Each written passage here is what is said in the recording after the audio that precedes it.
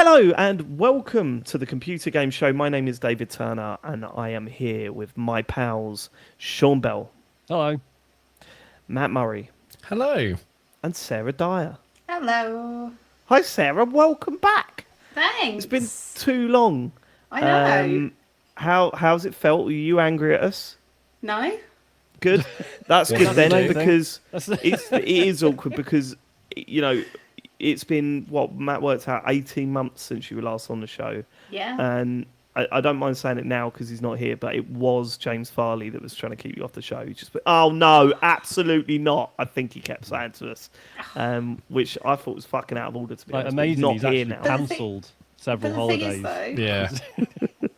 In 18 months, how much time has he had off in that period that I could barely any.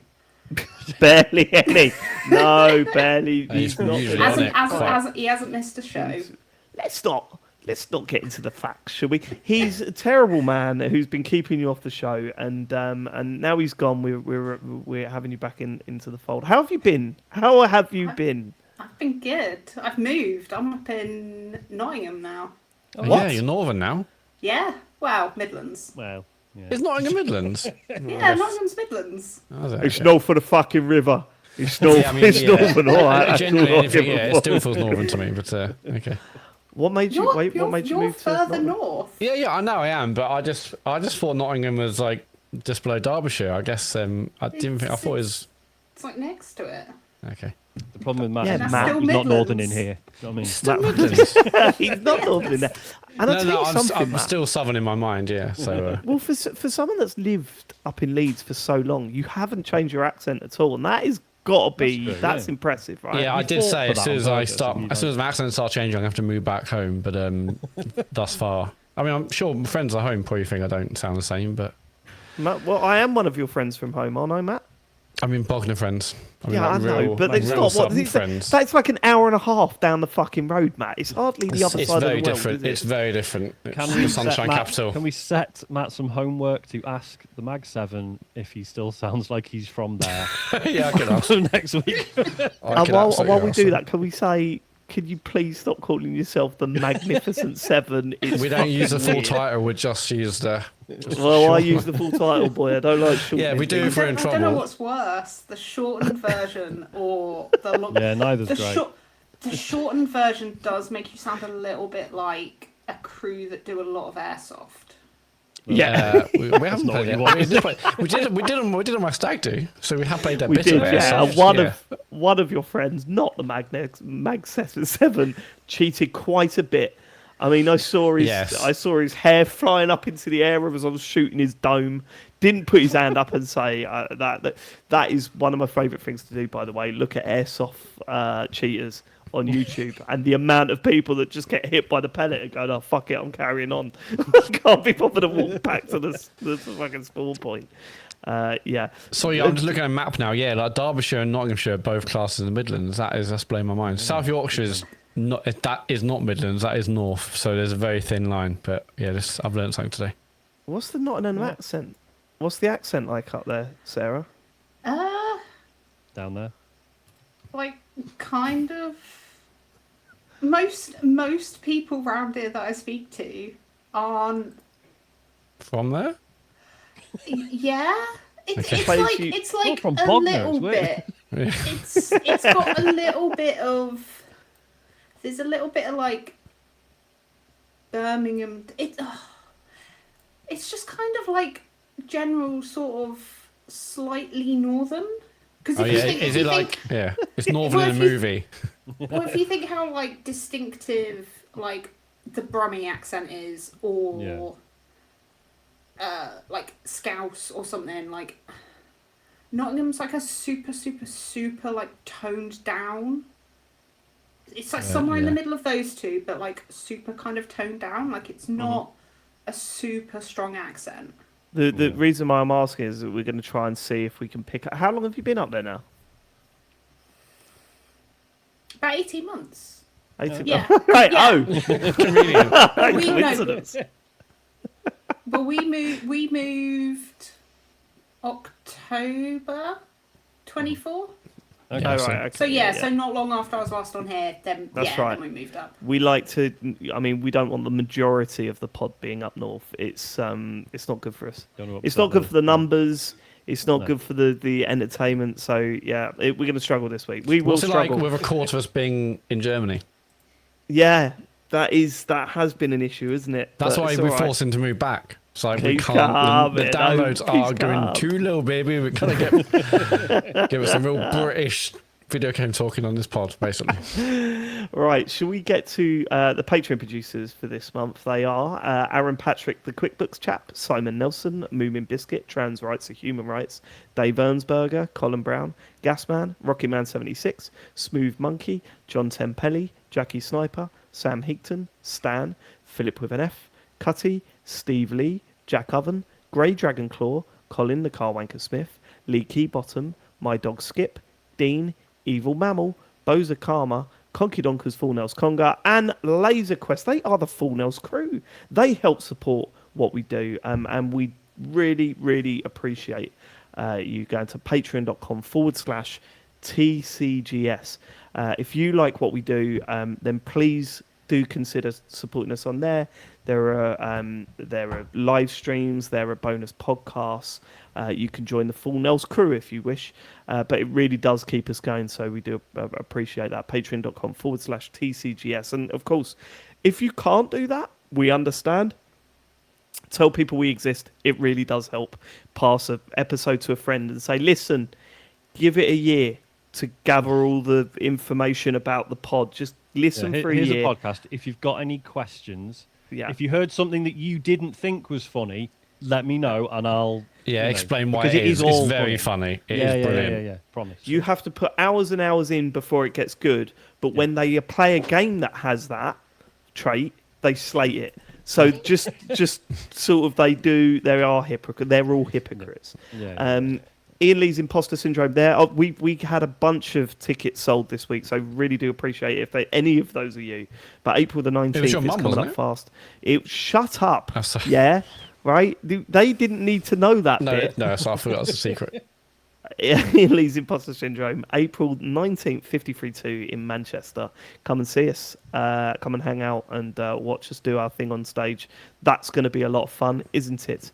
Shall we get to the feedback from last week's show? Matthew Murray. Yes, Nike G has messaged, "Hi chaps, upon hearing a question regarding being flashbanged when going to the toilet in the night, I couldn't help but respond. I don't understand when its insistence comes from that so many people... I don't understand when its insistence comes from so many people comes from doing a stand-up wee in the middle of the night. I can understand with kids and being scared of the dark, there's a reason for some to have the light on, but surely for most people, if you're going in the middle of the night, you can just sit down. This removes the need to turn the light on, meaning you can avoid the blinding lights. Looking forward to your thoughts. Thanks all." I have a theory that Nike G might be under the age of 35, 40. Because what you're missing out there, Nike G, is that when you get to this age, in the middle of the night, if you go for a city down wee, it takes a lot of effort to get back up again.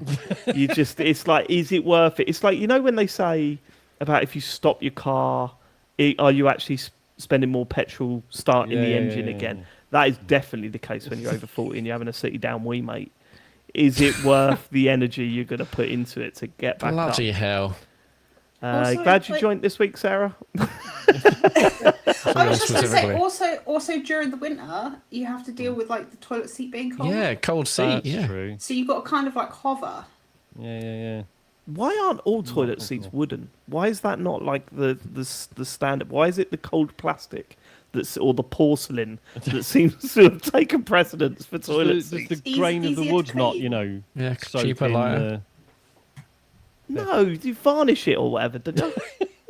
You varnish that toilet seat, don't you, boys? Varnish the toilet seat. I don't know, I've never made a toilet seat before. Yeah, I was going to say, is that after you've hand carved it? Yes. Yes. I'd imagine don't that. we all make our own toilet seats? Isn't that a usual thing? Don't we all do it? We all did it in lockdown, didn't we? Yeah. Yeah, James made his out of Velcro, though. I didn't quite understand that. It was really uncomfortable.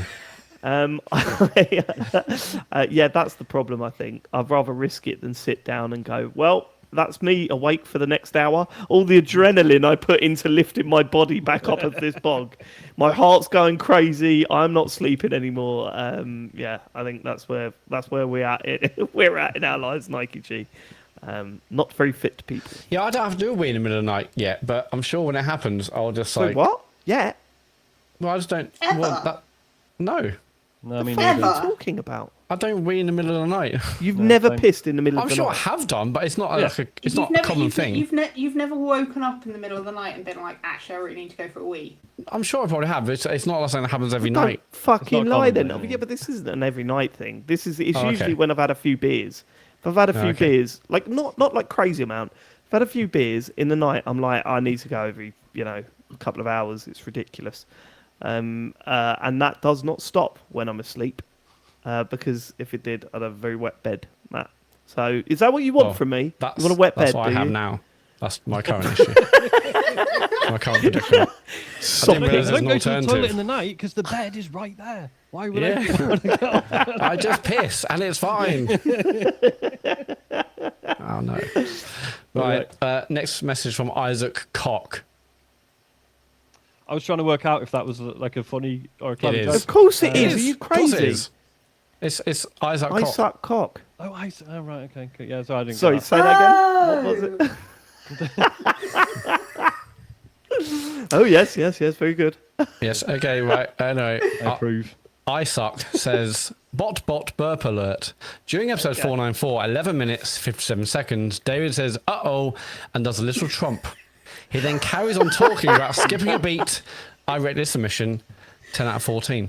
Keep on the good work from Isaac. Isaac. Okay, I'll be ready. Let's give this a listen. I don't think it works. Oh, that's the new Gorillaz album. There we go. Do you know what? I genuinely thought, David. Oh no, my head is genuinely infected at this point. I've been listening to way too much of that. Right, sorry. We played that but it overtook the default. Shut up. Good, but it also sounds quite dangerous. So that didn't stop me playing Racoin. So. Is it scary?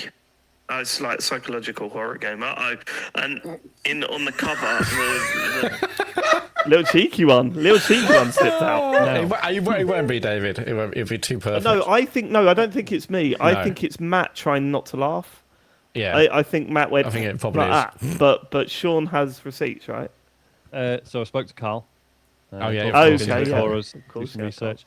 He confirmed it was on my audio. The noise. Oh. I don't know. Maybe it was bomb emission. Maybe it was trying to stifling a laugh. I don't know, but it was me, and I apologise unreservedly. Well, big up for you admitting it, because it would have been so easy to say it was James. Just lied, I suppose. Yeah. That's what I would have done. It was James. I checked. It was James. It's James, and it was 100% a fart. And then I would have said, I've isolated it, and then just played a fart noise. I said that was what it was. Tell everyone to make a song out of it. I put it on a t-shirt. 2 EPs later, done. And that's content. Big Peen Enjoyer has messaged. Hi, lads. Well, I think that might have been I think. Well, there's a lot of admiration for penises in this episode, isn't there? There's why not? They're why great not, things. They're great things. Finally. Am I right?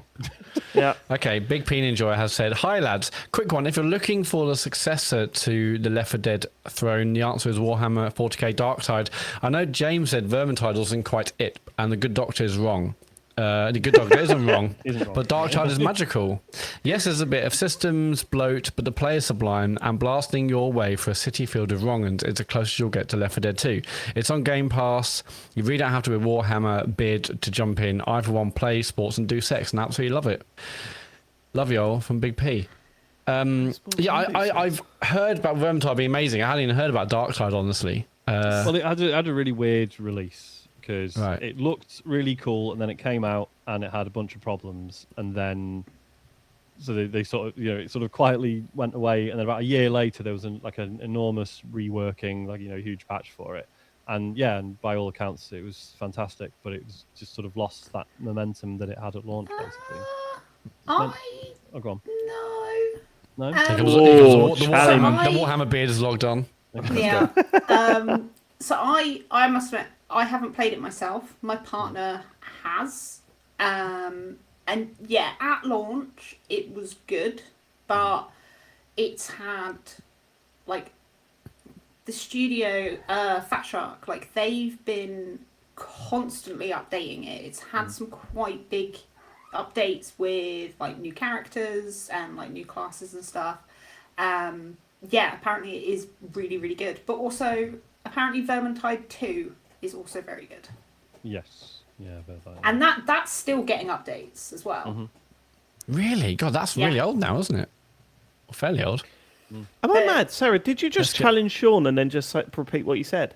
Is that what happened there? I wonder when the gotcha was coming out. It was more the way you said, like, oh, it kind of went away for a bit, and and also like how it hasn't really got like momentum now. But like, people are still on it, yeah.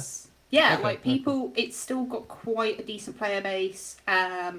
People, yeah, like I think there was an update like fairly recently as well. Like when you say update, like content update. Yeah, I can't remember what they added recently. It was the guys with the dogs. They're my favourites. I love those guys. Just walking their dog through the mission. Just going, it's like, hang on. He's not friendly. Please recall your dog. No, it's like a robot dog. Even better. Yeah. Yeah, I think they came out. I think they were like the most recent ones, but it's been pretty consistent like since launch, and still has had some like quite decently sized updates. Like, yeah, it's maybe not the most like obvious game at the moment. Like, as in, it's not like the front of everyone's minds. I guess that would probably be like Space Marine 2. Yeah. But no, like it's still kind of constantly had like this support. And yeah, Vermintide 2 is like still getting updates, which is mad. Cool. All right. Okay, Biggie has messaged, in reference to last week's episode, I absolutely loved the football analogy in regard to Dave and Matt's joke delivery on various episodes, but I was absolutely shocked by the on-field decision to then not compare James's awful form, focusing on the awkward back passes to the keeper, only for Dave and Matt to latch onto it and sliver past the goalie, or James sliding in for a tackle, to then only score an awkward own goal on the joke rebound off the post.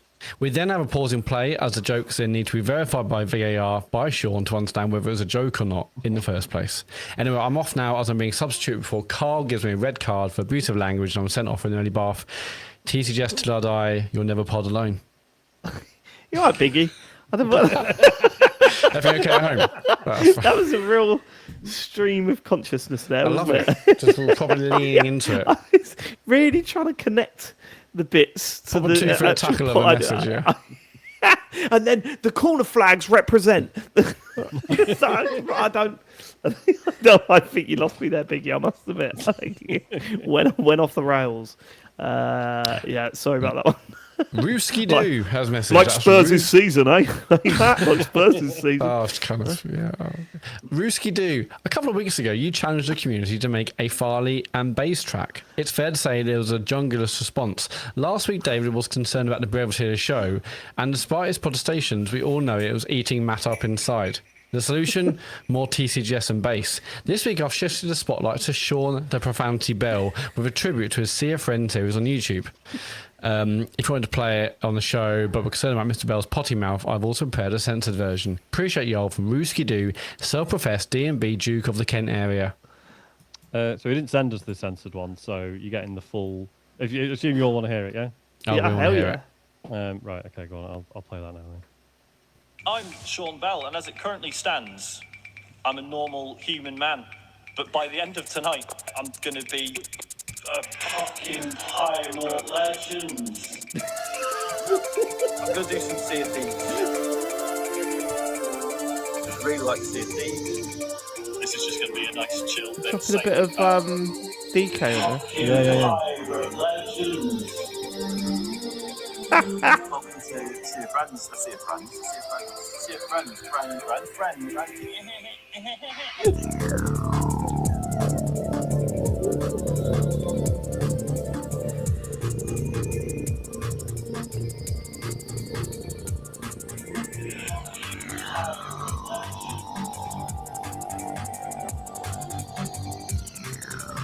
Yes. Sorry, I suddenly panicked and I swear into the street. I don't know why. Fucking dickhead, fucking what? Fucking arsehole. They're gonna blow us up. They're gonna fucking blow us up. There's a drop in a second. It's so good.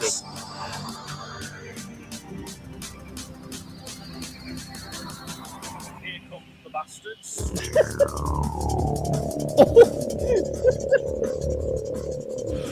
Brilliant, they're killing us. Like, you're obviously just a dick. You actually think you're funny?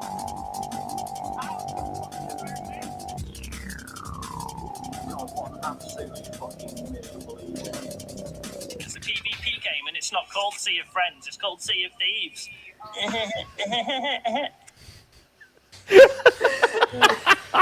Sensational work. Shall I explain that? Because I think it's probably old enough now that some people aren't aware. Yeah, please, because I'd forgotten just how angry you used to get on Sea of Thieves. Properly rattled. Yeah, well, because I've genuinely considered like deleting that off YouTube a few times. Really? Yeah. Why? Well, it was shit, wasn't it? And it Hold on. like, Yeah, but no, hold on. If I have got that, but like everyone on our Discord is talking about the time that I went too far with Matt and James and then had to apologise away. If that is part of our history, then so is the Sea of Thieves video. Go on, what I was going to do? Cause during COVID, I was obsessed with Sea of Thieves, and basically, I was on the brink of becoming a pirate legend, which is where you reach like rank 50 with 3 of the trading companies. So I was like, oh, wouldn't that be cool to like do a stream of it, and we'll have a nice time. We'll do some easy quests and then tick it off, and that'll be. And basically, just got griefed for half the evening by pricks, and I took it badly. And instead of just going, should we just switch servers and we'll just try again? Like, it's not really a big deal. Yeah, I got really upset. And I remember you come on the podcast, didn't you, and told us the story. And James and I laughed a lot, and you seemed like really angry at us for. I don't really have a sense of humour about it. But hearing this did make me glad that I've not deleted it. So okay, cool. There's a happy ending in the end. Yeah. Have you ever got this bad over Arc Raiders? Because it's quite similar. I think Sea of Thieves toughened me up a bit, or at least really helped me learn to let go. go. Yeah. Yeah. Turns out it is just a computer game. It's not that big a deal. I should say, we did also get, if you want another musical interlude, so I know I mentioned the other week, Sean S. sent us another Farley drum and bass one, which I've got queued up if you would like to hear that as well. It's the Mini Chief. Absolutely, we do. Cool. All right, the Mini Chief one? Yeah. Have you not heard this? No, but I assumed that, because he wasn't really involved in Mini Chief much, was he? He just read the story out, and then it was me and you pretending to be a little tiny man. No, James was the Mini Chief. Yeah. No, because we were doing that first. Yeah, but he read the story out. He read the story out. Yeah, but go on, let me listen. I'll play it. I think for the next one, we may go with a concept close to the NatetheHate Mini. If I have to say some names, it would be an SG-1000 Mini or a Dreamcast Mini. There you go. How was that? Was it alright? The Genki Mini is only sold domestically in Japan. Yeah. Why do you make me laugh? When we do the next one, I feel like this product skill is much bigger as we gaze upon the world. So we won't be able to release it at this time. The next year or 2 years after the Megatron Mini. We can't make it that quickly. Laughs. This time. Go quickly as we gaze upon the world. This time. Go quickly as we gaze upon the world. Go quickly as we gaze upon the world. So we won't be able to release it at this time. Go quickly as we gaze upon the world. I'm dying. How was that? Alright. I think for the next one. We may go with a concept. An SG-1000 Mini or a Dreamcast Mini. That was great. Very, very good. Yeah, no, what it was is we made the character, and then when James carried on with the story, we forced him to do it in that voice. Made him do the voice. Yeah. As we gaze upon the world. Thank you so much. Please, if anyone wants to make doesn't have to be drum and bass, any musical thing involving James Farley, I'm sure his first album needs to be drum and bass, and then the second EP will be indie, and then we'll go on from there. Yeah, fine. Sure. How many have we got now? 5, 6? Any way you want to do it? Yeah, something How like many that. tracks I think have we we're got? up to five. 5. I reckon 2 more. We've got an EP. Yeah. Although it's not all James Farley, is it? We've got a good EP's friends. 5 tracks. Okay, brilliant. Yeah. We could smash an EP. Get off to the 5 printers tracks. then tomorrow. UK number 1. I love that. Thank you so much for sending the music in. That is genuinely brilliant to listen to. What have we got next, Matt? Yeah, My Dog Skip. We're going to end with them. Hello, team. As your self-proclaimed white goods specialist, I feel the need to let you know that a non-fan or static ovens do exist and are, in some retailers, the best-selling products. If Sean ever fancies to chat about ovens, microwaves, washing machines, or other domestic appliances, you know where I am. Love, hugs, and kisses, and fridge freezers from My Dog Skip. I've genuinely got a question I want to ask him about dishwashers, but I'm going to save it. No, I want to know it. Go on. No, you can't You've just got to tease say that. it. What is it? You can't tease us for that kind of I'm a content. dishwasher man at the moment. So have you ever noticed? I mean, I've got one. This is going to be Yeah. bad. This is Does not that going to make be you a good dishwasher content. Right, okay. You know where you put the used tablets, yeah? Yeah. Dishwasher tablets. You know where you put it, the little tray you put it in. Have you Yeah. ever noticed there is a second part to that tray? Yeah. Yeah. What's, So that is supposed that's to for be. cum. That's fun.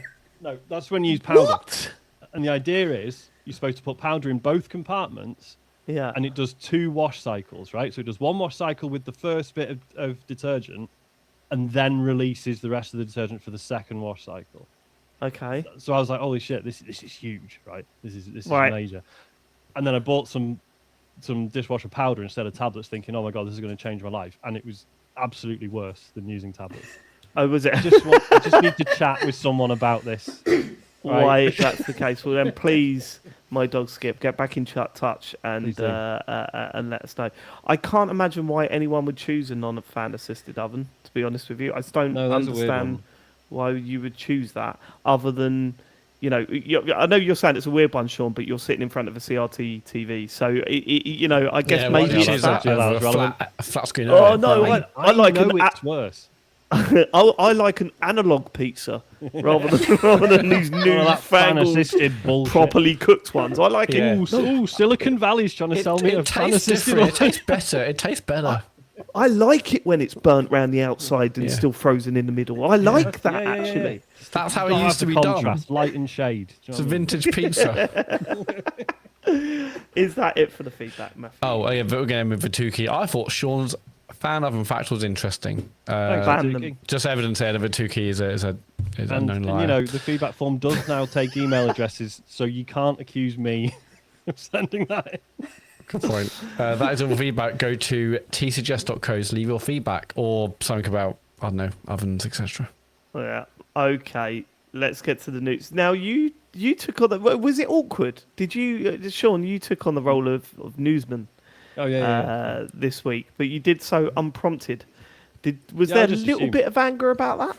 Or were you all right? No, I just assumed I was doing it. Okay. I mean, there's a bit of anger at James for not being here. No, it's fine. Yeah. And there was a couple of other things I found because I know initially when you asked, I was like, "Yeah, there's only like 3 stories," but I found a couple more. So. Okay, cool. Well, let's dive into the news. Begin with there was an Xbox partner showcase, what do they partner call preview them showcase? Partner preview showcase. That's the one. Where they showed a bunch of stuff. Has anyone watched this? Or skimmed it? Not all of it. I watched the trailers. It was on at 5 o'clock, so it was like an awkward time on Thursday. Yeah. But I've seen a bunch of trailers. Yeah. I mean, I didn't even know it happened. Well, there we go. Uh-huh. It was all right. There was a lot of, as is often the way with the partner ones, there was a lot of like games you've already heard of, but hey, it's coming to Xbox and it's probably on Game Pass. So there was stuff like. I'm skimming the list now. Dispatch is coming to Xbox. Hades 2. Which, stuff that I was a bit like, I sort of assumed it was already on there, but all right, whatever. Dispatch is coming to what? Game Pass? To Xbox and it's coming to Game Pass, I believe, yeah. Oh, brilliant, because I was chatting to a friend about this over the weekend. I might have made that up. I might have made that. It doesn't say Game Pass on trailer, but that's not to say it isn't. But, yeah, I was chatting to Chet Roivas at the weekend and said, you need to play Dispatch. And he was like, oh, is it on Game Pass? I was like, I don't think it is. I'd forgotten it wasn't even on Xbox. It isn't the censored version, though. I will say that much. So you get to see everything, unlike on Switch. Full depth. You get to see the willies? get to see the willies, the full sex noises, the works. No, I didn't know there was willies in that game. Yeah, Tons of willies in it. More than one. Yeah. Multiple willies. Yep. There is a lot of cock in that game. Yeah, I that's good. More people playing that game is good. I think it's fucking 100%. Fantastic. Yeah. And it means we're more likely to get more dispatch. So that is a very good. Have you not? So you not played it, Sarah? I have not played many games in Oh, right. the past. I don't wonder where that was going. 18 months. Yeah. Yeah. I mean, Dispatch is an all-timer. I mean, just sit and play alongside someone and make the decisions together. It is one of those, I think. Yeah. I have heard it's really good. Like, it is on my list. It's excellent. Yeah, it's really quite good. I'm pretty sure. Quality game. Okay, can I scroll down the list and say the ones that stand up for me as well? Yeah, sure. Bear with me, just scrolling. Okay, cool. What is what's this? You like the Expanse, don't you? Is that you and James adore the Farley Expanse. thing? Yeah, I'm very excited. So what is about this new Expanse game? Well, we've talked about it a couple of times before. There's been a few trailers previously. It looks amazing. What's interesting is that it's from Owlcat, who've done good RPGs, but very much in the sort of Baldur's Gate sort of top-down style, whereas this looks more like Mass Effect. It's It does, yeah. A lot of shooting. But yeah, I absolutely love the TV show. I'm too thick to read the books, obviously. But yeah, and obviously the TV show is like over, done and dusted, so very nice to have an excuse to be back in that world, assuming the game's any good, obviously. It's about a year off release, but also there's a closed beta happening next month if you've pre-ordered one of the special versions of the game. Don't know how much uptake there's going to be on that. Feels quite early as well to have a closed beta, like considering it's just like a single player action RPG, a whole year. I mean, but but that feels good. That feels like it's not just a demo before launch. Like they might actually be using it as an actual beta, unlike just a week before launch where they can't make main changes anyway. So yeah, it's an actual beta. Yeah, an actual one. Which means it's going to be broken as fuck. But it's just a demo. Yeah. You are kind of full fruit scenery in that motherfucker. And it kind of makes sense, because I say, because genre-wise, it is a bit of a departure for the developer. So yeah, makes sense, I guess. Stranger Than Heaven. Did you see this? Yeah, I saw that, and then obviously a couple of weeks ago we had a story whereby like they need another 50 million to finish the game, right? Or am I thinking about something else? Ooh. I'm thinking about something else, aren't I? That's the offshoot studio of. So this is the right. That's not the same studio. Okay, well I've really fucked up there. So this is the main Yakuza studio. And yeah, so that's I think that's a cancelling, Matt. That is a cancelling, that one. Oh, that's it, got Asian characters. It must be that one from North, Matt. That's not what it is. That's a cancelling. Oh, the Accuser. I've seen this in loads of games. Yeah, same again. So we'd seen a clip previously where it looked like it was set sort of in the 40s-ish, whereas actually apparently the final game is going to span 5 time periods and 5 locations. Yeah. But yeah, it sounds really interesting. And there's going to be it's fucking like cool. It does look brilliant, presentation. How did you know? About it. I've seen the trailer, mate. But you thought it was another game. I just thought, well, I watched the trailer, but this game's not even getting made. What's the fucking point? Hey, I'm a massive fan of this type of game. Oh yeah, that type of game, is it, Matt? Taking notes on you, boy. I love all the people in this game, and it's great. You missed Serious Sam out. Did anyone like Serious Sam? Because I don't know anyone that likes Serious Sam. I've always, like on paper, I've always been like, oh yeah, I'd probably really like that. And every time I've tried, I've sort of been like, yeah, this is all right. It's okay. Yeah, I mean, like years ago on PC, it was like cool and massive and big and all that stuff. But I haven't played the recent console versions. Yeah, I mean, like in terms of like enemy size and it's like firing a million bullets and huge weapons, it was like exciting when the first game sort or two of came out. Knowingly doing like a boomer shooter throwback before that was a definitely common thing, I thought it was always like a parody of Duke Nukem, which is in itself pretty bad thing to head for, isn't it? Yeah. Like on some level, I don't know. I never got Serious Sam, and I always thought whenever I saw the enemies in it, I was like, why are you coming fast over and over again? I don't know. I don't know about this game. Although this is like again, okay. This is how are you coming fast? How you come out? He hit me and I hit my head on the car. Ask me how I'm spelling coming. Matt, what is up with you tonight? Oh, sorry, is that what you said? Like, this is genuinely weird. There's a real delay up here. Is there? Matt. Okay, fair enough. This is like a co-op game, though, right? So if there's one thing that might get me into the world of Serious Sam, it'd be co-op shooter. So that might be worth playing. Sorry, yes. I just hear the sentence co-op rogue like FPS. I'm already tired. All right, James. Oh, come on. I just think that the roguelike, like, just...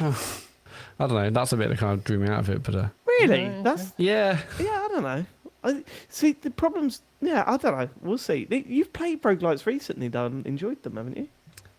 It just feels like they're in a lot of games, and I don't know. I don't know. I saw that and I thought, oh, bloody hell. Like, co-op FPS, lovely old job. Roguelites, another one of these, is it? Fucking hell. Hey, we've got a different Matt Murray this week.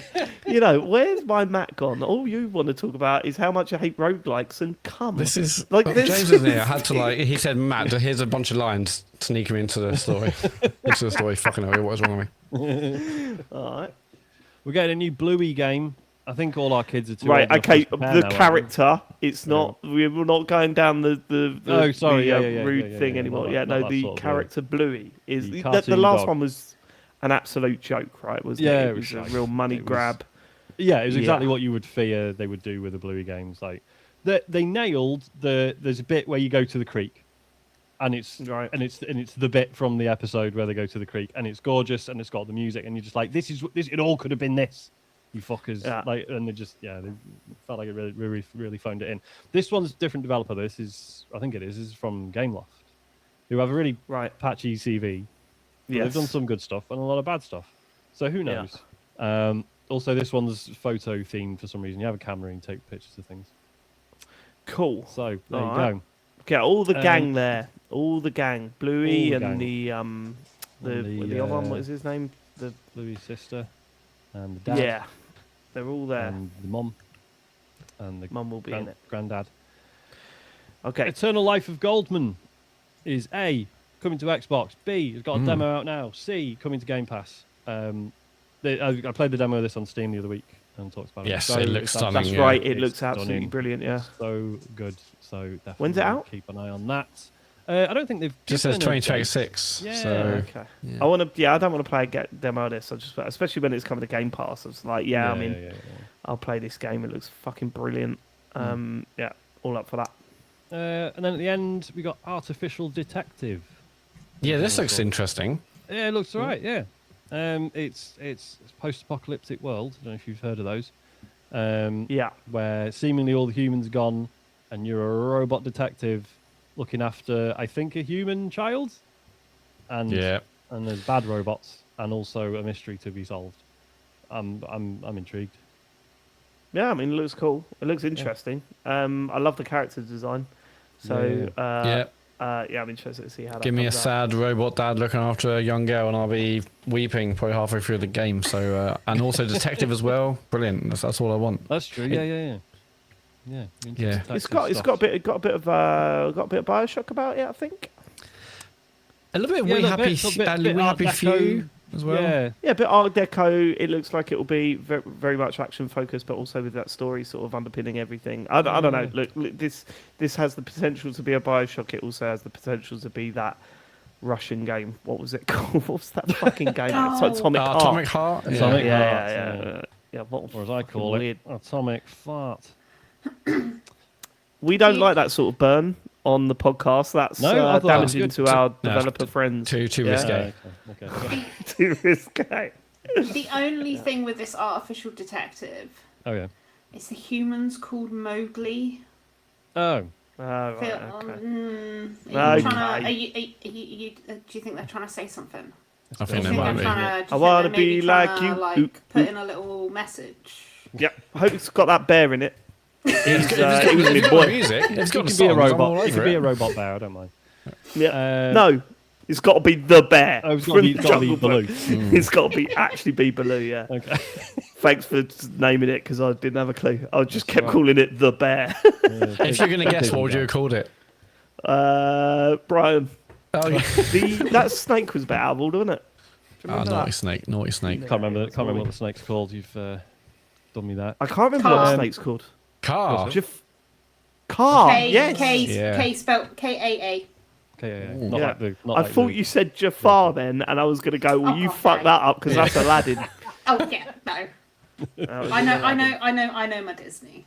I actually don't know how I remembered what the snake was called.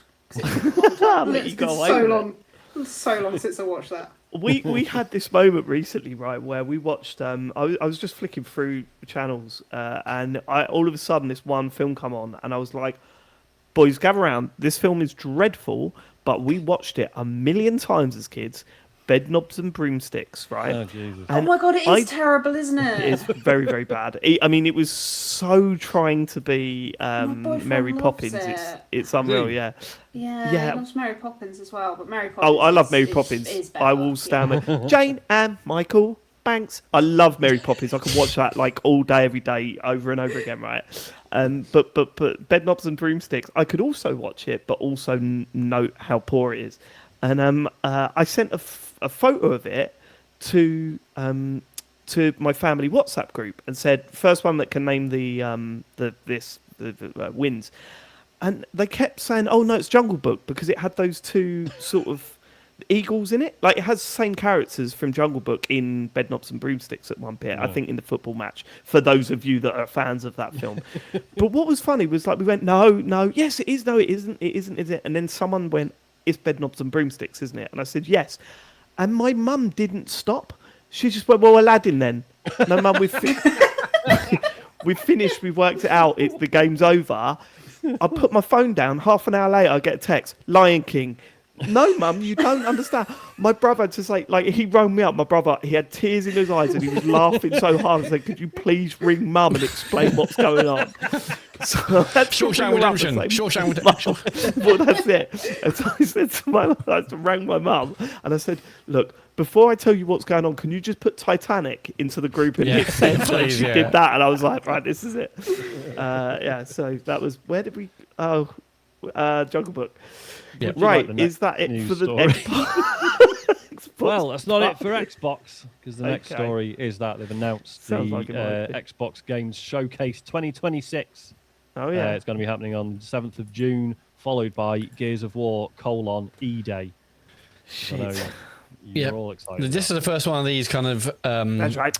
special kind of directs afterwards. I'm actually like properly looking forward to, because before we've had we've had games which we had Outer Worlds 2 and Call of Duty. We've had other things I wasn't into, but this I'm really excited for new Gears of War. Loved 5. Are you?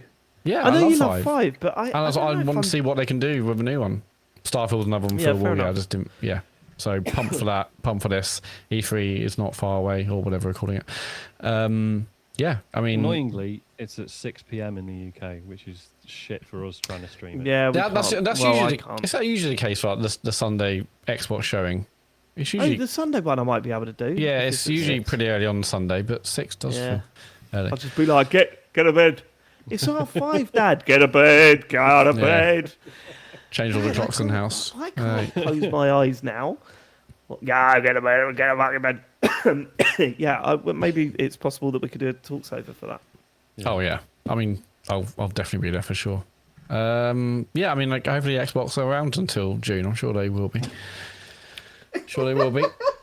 Go. Yeah, I must admit, you're strangely positive about this. I think it's going to be the greatest thing to happen to gaming, Sarah. Why? What is your problem?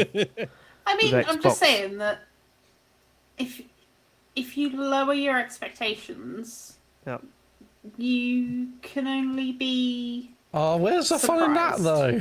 I like getting My excited for things. expectations are so fucking high that I genuinely think this is going to propel them to the top of the gaming tree. Yeah. They're going straight to the top, and the next Xbox is going to come out for £1,500. It'll seem like a fucking bargain. That's where I'm at. So if this doesn't live up to that, then I give up. Then this show's done. Show's fucking done. Xbox forever. What's going to be in it apart from Gears of War? I don't know. Fable. They'll show a bit of Fable, won't they? Well, we've seen Fable. I think, Fable, Forza. Fable Forza, the Halo Forza will be out by then. Forza will be out. If they show Forza, it'd be fucking hell. Well, they're Halo probably Infinite. Forza.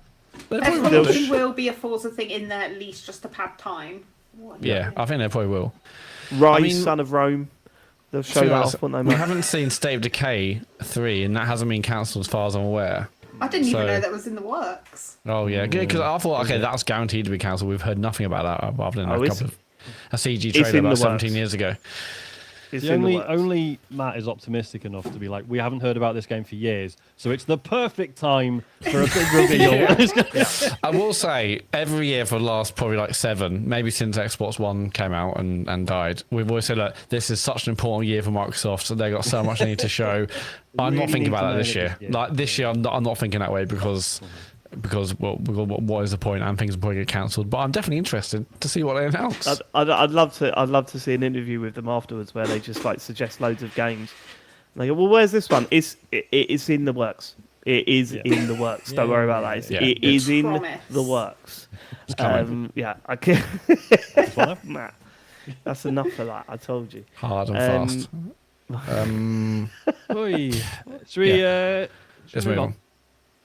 Speaking of console prices, which Dave was about 3 minutes ago, the cost of the PS5 is going up globally from the 2nd of April 2026. So in the UK, the normal PS5 with a disc drive is going up to £569.99. It was £479.99. The digital edition is going to be 520 quid. The PS5 Pro is going to be £790. Wow. Up from £700. Because I went back and I checked how much and it was a deal, but I checked how much I paid for my PS5 last year, and it was like 330, something like that, 320. So the fact that that is now, or it will be, £519.99 is fucking unreal. Yeah, that is a problem, right? That is a fucking problem. Like, that is insane. It's crazy how much has gone up. So, am I right? You may have said this. Sorry, I might have missed it. The base one is £200 more now than it was at launch. Is that right? Basically. I don't know. I can't remember what it was at launch. You need James for facts like that, man. I'm just a it is. I'm sure it's also basically the disc version was 450 quid. The disc version was 450 quid, and the digital was 379 or 370 or whatever. So yeah. Yeah, 200 quid more. 520. That is wild, isn't it? That's wild. What's happening out there? I mean, I don't want to sound like an old man, but holy shit, this would not happen in my day. Yeah. Why is it? Like, and I mean, obviously, and I mean, that's not to say that I don't know what's going on. Like, I know GPUs are fucked. I know that RAM is fucked. I know that obviously shipping is about to be very fucked. completely fine, and there's not actually any issues there. Oh, we may have lost Sarah. Oh, we lost Sarah. That's because she got political about shipping. Okay. Yeah. There we go. Yeah. Sorry, you dropped out for a second. Sorry, I think you're back now. You dropped out there. And you may have muted your mic again. Sorry, Carl. You have to do a bit of your wonder work here. I think you should be back. Yeah, I think it's on mute. Yeah, it's on mute. We can see you, but we can't hear you. Sorry. Have you pressed the button again, Sarah? The James Farley special, we call that. I think Sarah was about to say something that's too hot for Twitch. Yeah, that's what it was. Controversial. Elon Musk got involved. Right, hang on. I've had to I've had to switch to my other microphone. Basically, what happened was my fat ass cat jumped on my desk, and that made the wire go. Does the cat have a natural EMP field? No, she's just fat. Right. So I think are you still recording? Is that still working? No, my recording stopped because my mic disconnected. So let's my mic Should we all... Yeah, let's stop and export. Yeah, stop. Yeah. Yeah. What's the transport? I need to put my thing on. We on 495. Right, 15 495. minutes. 495. Holy shit! Which means we're 4 episodes away from doing our draft for the 500th episode. Oh, you want it as MP3, don't you? Yes, please. Not WAV. Yeah, we're scum. None of that. I did a cane and rinse on Sunday and remembered that they want everything in bloody WAV format. I mean, I put everything in WAV ultimately, but it's just after I've normalized it, but just like the size. Really big, they're really big files, aren't they? Yeah, they're like hundreds of megs. So. What I am going to do is... Shall I just keep using this microphone that I'm using now? I think that would be too jarring. Well, it's getting rid of the hiss, but I think that's going to be really echoey, isn't it? That's my only concern. Yeah, unless we just explain that. I don't know. I think it's probably better to use this one. This one, yeah, this one is my webcam. Okay. It's obviously going to be more reliable. Yeah, it'll be more reliable. Sound quality won't be as good, but if we just explain, maybe we'll just do like a edit. Yeah. I'll say something. Do a little part. I can supply a picture of the cat because that'll make it up for some people. Proof. And then also, if anyone has a problem with it, tell them to fuck off. Tell them to send me a message on Blue Sky, and I will give them some polite and measured response. I'll also, I'll give them a refund of how much they've paid for this. Oh yeah, but what if they're a full Nels listener?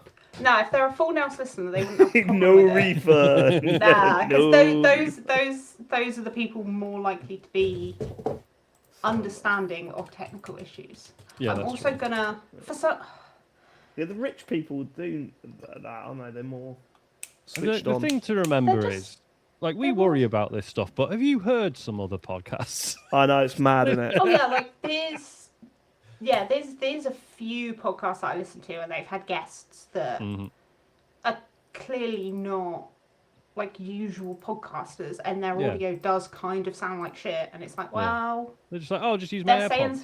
It's fine. I'm just going to swap what my headphones are plugged into as well. Yeah, go for it. No worries. Go for it. Take your time. We are I'm going to slide off camera. Oh dear. Oh dear. Ah. Help! help! Help!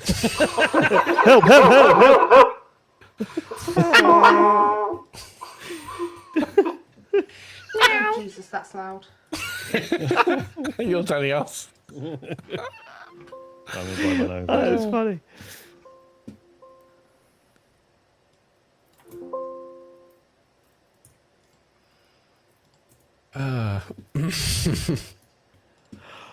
Oh dear.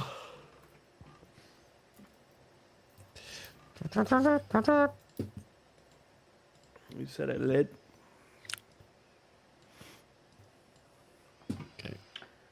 Okay. Evercade Nexus. Yeah, I want to know what this is. The Evercade. testing. 1, 2, 3. Building up to something, I think. Oh yeah. Evercade Nexus will be announced at 4 p.m. BST, March 31st. Is almost here. Click here to find out what Evercade Nexus is. Well, another hand. Say it out loud. It's probably breaking embargo. No. This isn't promote. This is like a general email. This isn't a PR thing. Okay. Right. This is public knowledge, baby. I wonder what that is. I wonder if it's like a full-size arcade cabinet this time. That'd be good, wouldn't it? It would be good, but also damaging to my lifestyle. I love that thing. I love the little one. Honestly, I've spent so much time on it. It's disgusting. Okay. We good? Right, we're good. Yes, we're all good. Where even Have were you we? exported your audio? Yes. Right, cool. So if I say hit record, then we do the 3, 2, 1 map thing again. Fave Gorilla's song off the new album, mate. Phil, I don't know how to even approach that. I think the manifesto is like one of the. It's just so fucking good. Shadowy Light, I can't get out of my head. The last track, what was the last track called? The Sad God, fucking brilliant. The whole fucking album's class. And what was that, David? What are your odds on Millwall being in the Prem next year? I would say 7-1. I would give it 7-1 odds. 7-1. No, actually, for our position, I'm going to give you £1,000. Well, So no. I'm not giving you the odds. No, you gave me the odds. I'll give you £1,000. So if you go up, then you owe me. Oh, give me £1,000. And you'll give me 8 when they go up. No, just give me £1,000. I'll just say, oh no, you're not getting it, mate. This sounds like a shit deal for me. I'll be honest with you. Yeah, it does. It's a bad deal for you. Is that the league that Spurs are coming out of? Yeah, that's what they're about to go into. Hopefully, we will nick their place in the Premier League, which is fucking hilarious to me. It's fucking hilarious. We won't. Ultimate day of banter. We're not going up. I have bought tickets for every single home game for the rest of the season this week. So that's me saying that it's not going to happen. Clearly. But still, would be nice, wouldn't it? Right, okay. Are we ready? Yeah. Everyone hit record. Yeah. 3, 2, 1, Matt. Okay. Right. So we were talking about the Matt again. Because hang on, let me just. I'm just sorting out my recording levels. It was like turned really far down, and so it would have been super super quiet. But should we just stop and restart? Yeah, let's stop. Yeah. This is what happens when you don't invite me on. Oh man, you're really breaking up. Practice. Yeah, we can't. Yeah, we can't for a second then. Yeah, your internet's like proper going now. Really? What's that cat doing in the router? I think it's settled down now. Yeah, I think. She shouldn't be doing anything. Yeah. She's downloading It might have just an been... update to Stray, probably. Yeah, she's seeding season 2 of It24. Yeah, very good, David. Just for cat games. Well, I didn't have to explain that. Of course, that's where my. Yeah, thank you. I didn't get it at first, but. You're welcome. We said cat games. I was like, oh yeah, Stray. Well done. What were we talking about again? I don't know what we got. The price hike. Yeah, prices. Yeah. And then Sarah's thing we cut out was about the RAM and shipping. Yeah, so Sarah, you said, why has it gone up? And then you said, I know that there's an increase with RAM. So if we start from there, we'll go right. Everyone Can someone give me a cue? Oh. Yeah, I'll give you a walk into it. Yeah. 3, 2, 1, Matt. It is wild. It is wild. I think it's £200 more expensive than it was at launch, which is a lot of pounds more expensive than it was at launch. Like almost a week's shopping. I think I've made that joke before. It's fine. But like we're talking. We should. Sorry. What Sean's talking about there, and what he's maybe not referring to, I don't know. We had a big technical hitch in the middle of recording just now. So Sarah will sound completely different to how she did in the first half of the show because Sarah's mic died and now she's using a webcam mic. So good luck, Carl. The mic died because the cable was hanging on for bare life and my cat jumped on the desk and the seismic shockwave of my fat ass cat jumping on the desk knocked the cable out and just everything just shit itself. So right. And I believe you said if you've got a problem with that, they can contact you on Blue Sky. Yeah. Was that it? And was that a genuine threat or? Threat.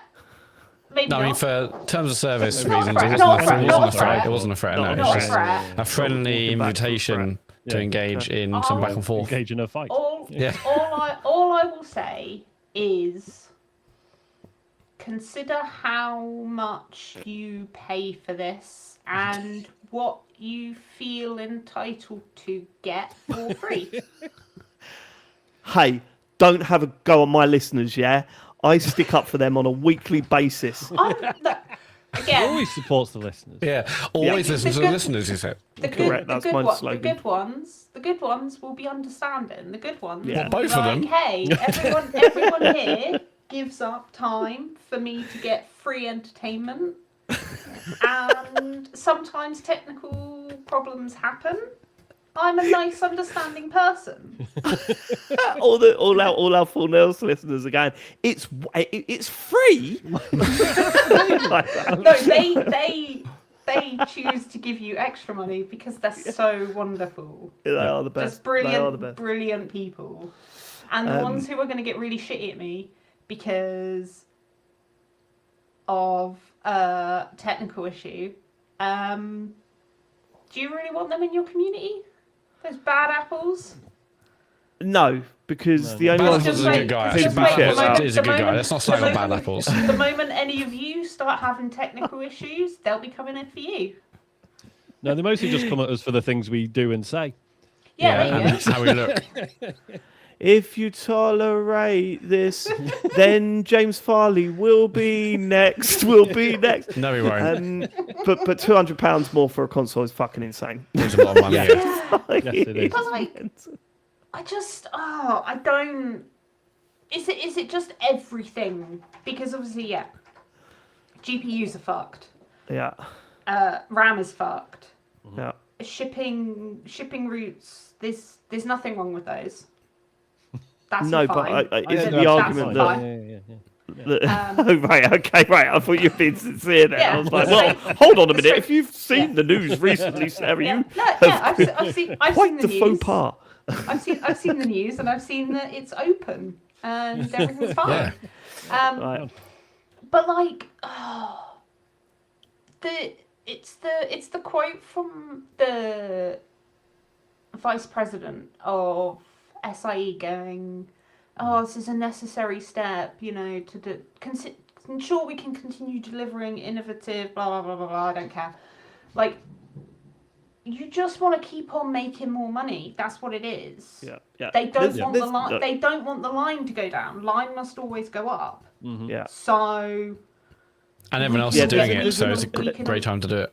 yeah, like we can all get fucked. Like the price, it's the same thing. Same thing with Epic and the The V-Bucks. Yeah, the Fortnite V-Bucks. I wanted to say Robux, but that's different. Well, you really have been outside of the video game side of things recently, haven't you? Is it no, with with that the Mario V- chap? V-Bucks, Robux. Yeah. All the However you 9-year-olds say who it. listen are like, oh my god, she doesn't know what she's talking about. Yeah, exactly. But like, it's not to keep the lights on. It's not to pay the bills. It's not to continue delivering innovative. It's because your shareholders will get pissed off if the line goes down. That's literally all it is. Yeah, there's that. I think also, I don't think that this would be happening if there was a stronger competition. There are also, and you know, that's not entirely fair because Xbox have put up the prices on their consoles as well.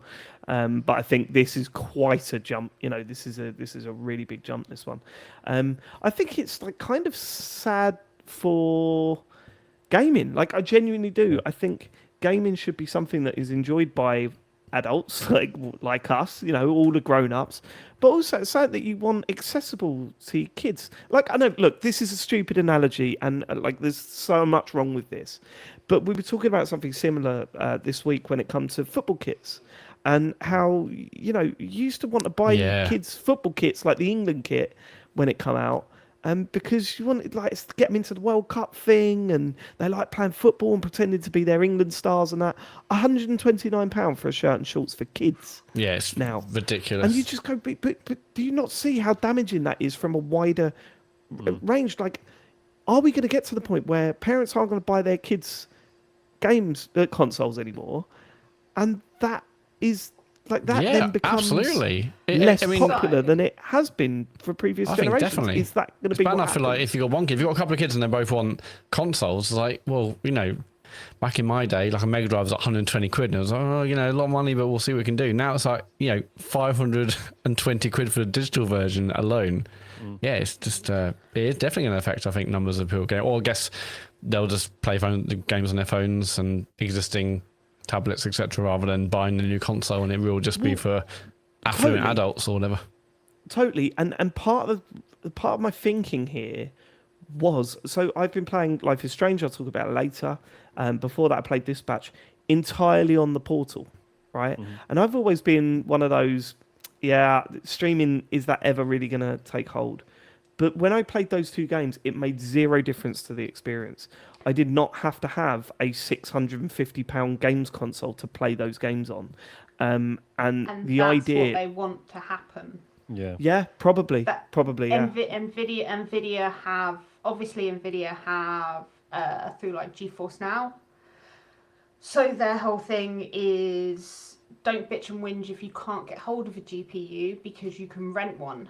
Yeah. Which, on one hand, cool, anyone can access these high-end things, but then you don't own it.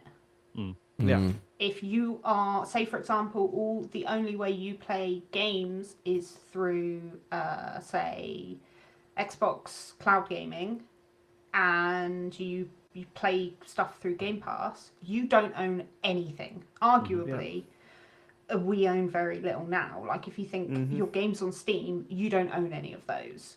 Again, anything you on Game Pass, anything you've digitally downloaded, you don't own any of that. Yeah. And Nvidia have straight up come out and said they're talking about people not owning PCs, not owning high-end PCs. They just rent them through the cloud. So I don't necessarily, especially. So I think Microsoft would be the ones that would be far more likely to go down this route. Sure, but they failed at that. Xbox Cloud for Gaming has just not been used by a lot of people, and they've not been able to roll it out on as many things as they wanted to. Unless they shift that cloud infrastructure to use it to supply, like, work PCs or something. Mm-hmm. Right. It also means that when the AI bubble bursts and you've got all these data. Wow, I say that you've got all these data centers. No one really has as many data centers as they like to say they have because they're not actually building any. It is a way to kind of change that sort of use, but gaming should be accessible and there should be cheap-end consoles. None of these companies care. None of these companies give a shit. Because they don't care about the cultural worth of no. But I don't care. I'm not referring to just the cultural worth. I'm talking about you want people, like again, going back to football. And I'm sorry, it's the only thing I'm thinking about in my life at the moment. But going back to football, kids are £3 to come along to watch football matches in most places because they know for the rest of their life they're going to be piling money into that football club. And if you start making kids pay £60 for a ticket, are they going to get that bug and that familiarity of going to watch live football? Probably not. And no, a whole generation of kids, this is not part of their weekends, not part of their hobbies, and then that affects their kids, and then gradually pools don't go as much. Is that like look? Maybe it's a wild concept thing to say that about video gaming. It's a very different thing.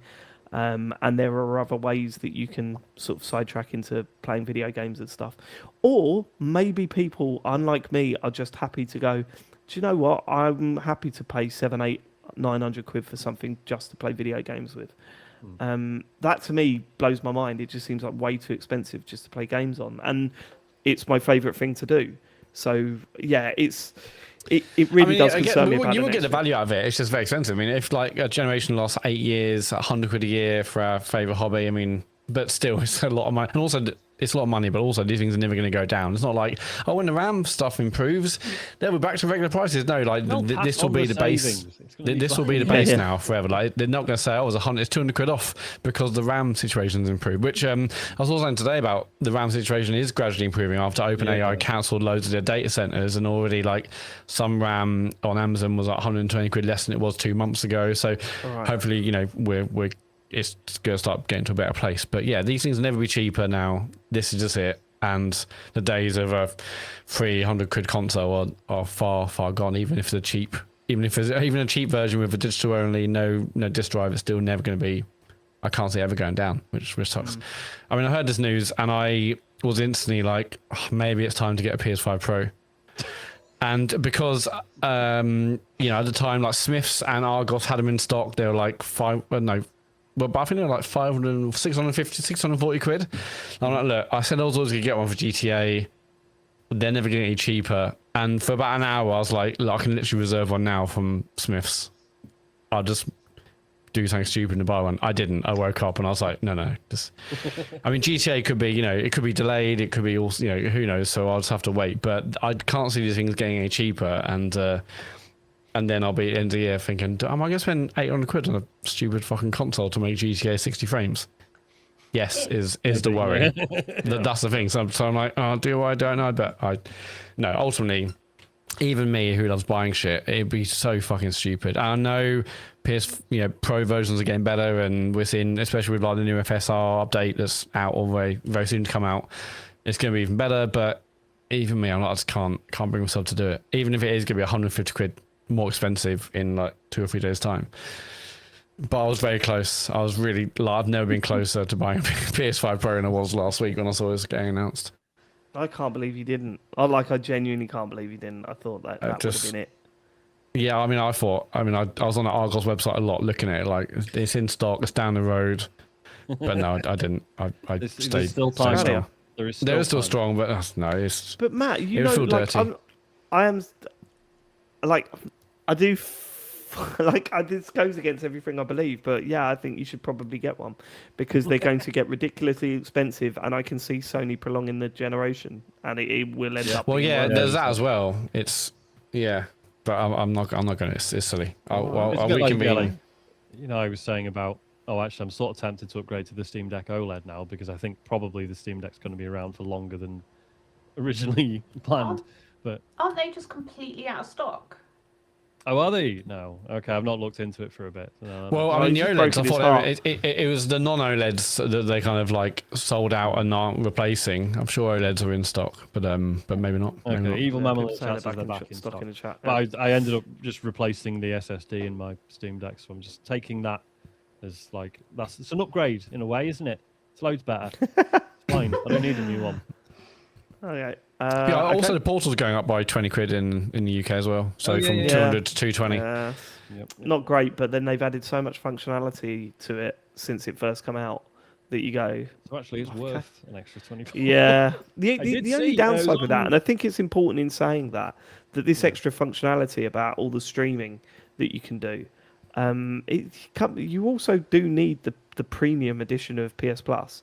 Like, it's not just you buy that £200 console and then you can play things. It's which is crazy. If you buy a game, you then need a subscription to play it on the Portal. But it does mean now you can buy a Portal and a subscription and don't need a PS5, right?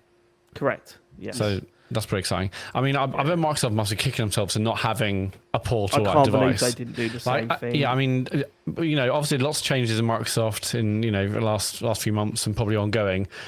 It feels like they've experimented with the ROG Ally X and ROG Ally. Like, just get a Xbox Portal out there. Like, people will be happy. Like, clearly PS Portal's doing well and sold more than Sony's expectations. It would be great for Game Pass and streaming. I'm blown away they haven't done that. Maybe they'll announce that this year. That feels like a cheap alternative to them going full handheld after they worked obviously with partner before. There are lots of really good like Android, ostensibly like handheld emulation devices that run on Android.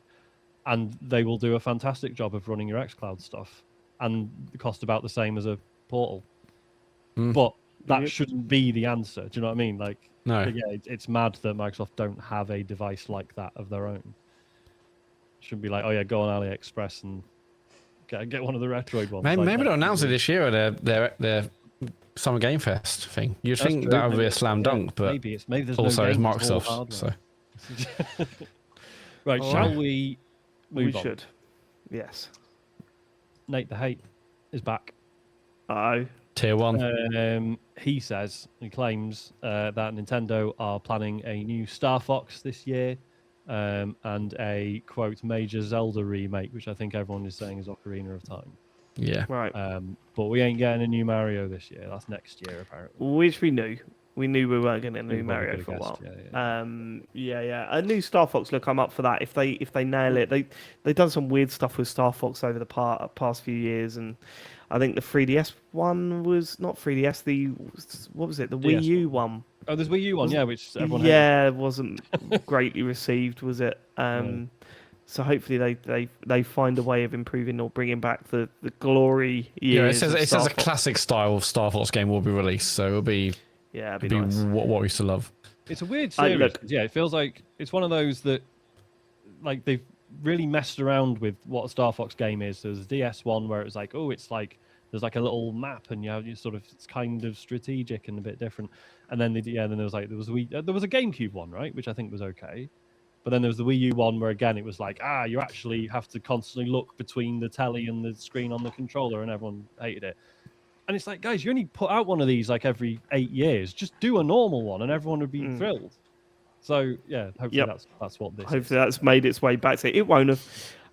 It'll be here's the new Star Fox. It look amazing. You got to control it with a mouse.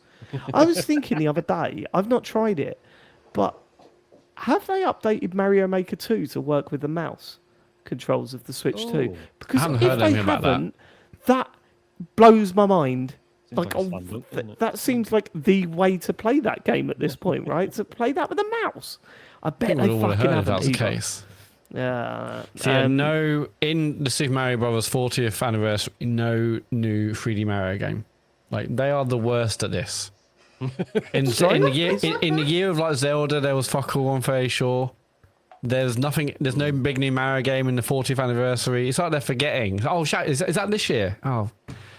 The year of Luigi. Hold on. Isn't that what we do whenever we have a birthday? We forget. Yeah, but we're not Nintendo. And then sort of say well, we could be if we put the effort in. Yeah, it's good as.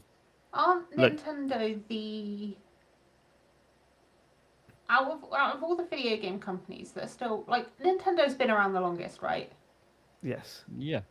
Technically, yeah. I think I know what they're doing, Matt. Go on. I think they know what they're doing. We'll see. A 3D Mario in the 40th anniversary would be pretty cool, wouldn't it? Have you seen some of the stuff they've done, though? Have you seen some of the stuff they've done? I think they'll survive. Though? I'm starting to think that maybe they do actually, maybe there's a reason why they are what they are, and we're just talking about them on a podcast. Well, but they did release an alarm clock. And people bought it. Yeah, James Farley fucking bought it. I thought when Microsoft came out with the Xbox Series S, I was like, that's incredible. Going back to what we were talking about now. With it's a cheap, accessible way to get into video games. This will be amazing for and you can get it for your kids, or you can just get it if you're on a bit of a budget. That and Game Pass, that's one of the most accessible ones. No one fucking bought it. Nintendo comes out with a gimmick alarm clock, and we all go, "That's stupid. No one will buy it," and people buy it. Yeah. More people bought the Series S than the alarm clock. Let's not rewrite history here.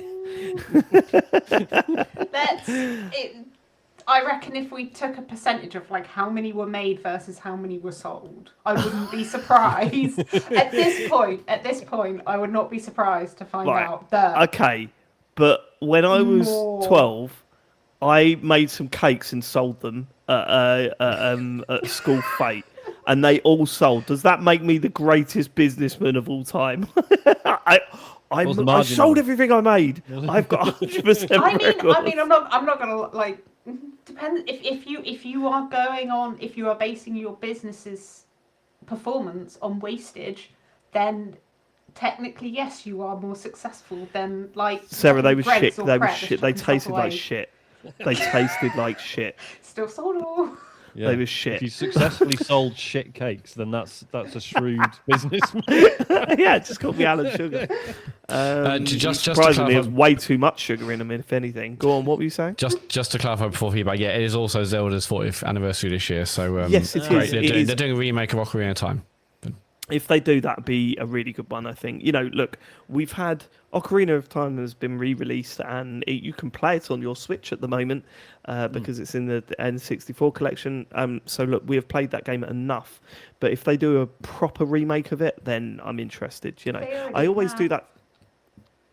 They've already done a proper remake of it. There's the 3DS one, wasn't 3DS. Yeah, but that wasn't a remake though. That was exactly the same with the 3D things on, wasn't it? The only thing they added new textures was and stuff and new assets, wasn't there? It was. There was new assets. but... There was new assets, new textures. the time stones as well. Yeah, you had the time stones and stuff like that. I wouldn't class that as a full remake though. The game, in terms of how it played from start to finish, was very, very. It was exactly the same, and it had some additional stuff in it. I think if we turn around and we look at this and it looks like it's been built in the Breath of the Wild engine, for example, that's when you go, okay, right, this is what I'm interested. If they turn around and say, we've remade Ocarina of Time this year, but this time it's widescreen and 4K and 60 frames, I'll go, okay, all right. So it feels more like a remaster, right? Mm-hmm. But if they remake it and it looks like fucking Breath of the Wild and they've expanded on the world and stuff, that's what I want from an Ocarina of Time remake, I think, at this point. Because I'd love it if they did it. I never played it back in the day. Oh, that's right, yeah. Tried to play it many years later and was like, I don't really get it, guys. And then everyone punched me in the face. So maybe this is finally my way in. Who knows? It's crazy. I remember because I got it for Christmas, and I remember calling my friends over the Christmas break and talking about where we were at. And I still remember what bit I was in when I got to school after the Christmas break. And I was in prison, I think. And I had to shoot through a little window. Someone will remember this.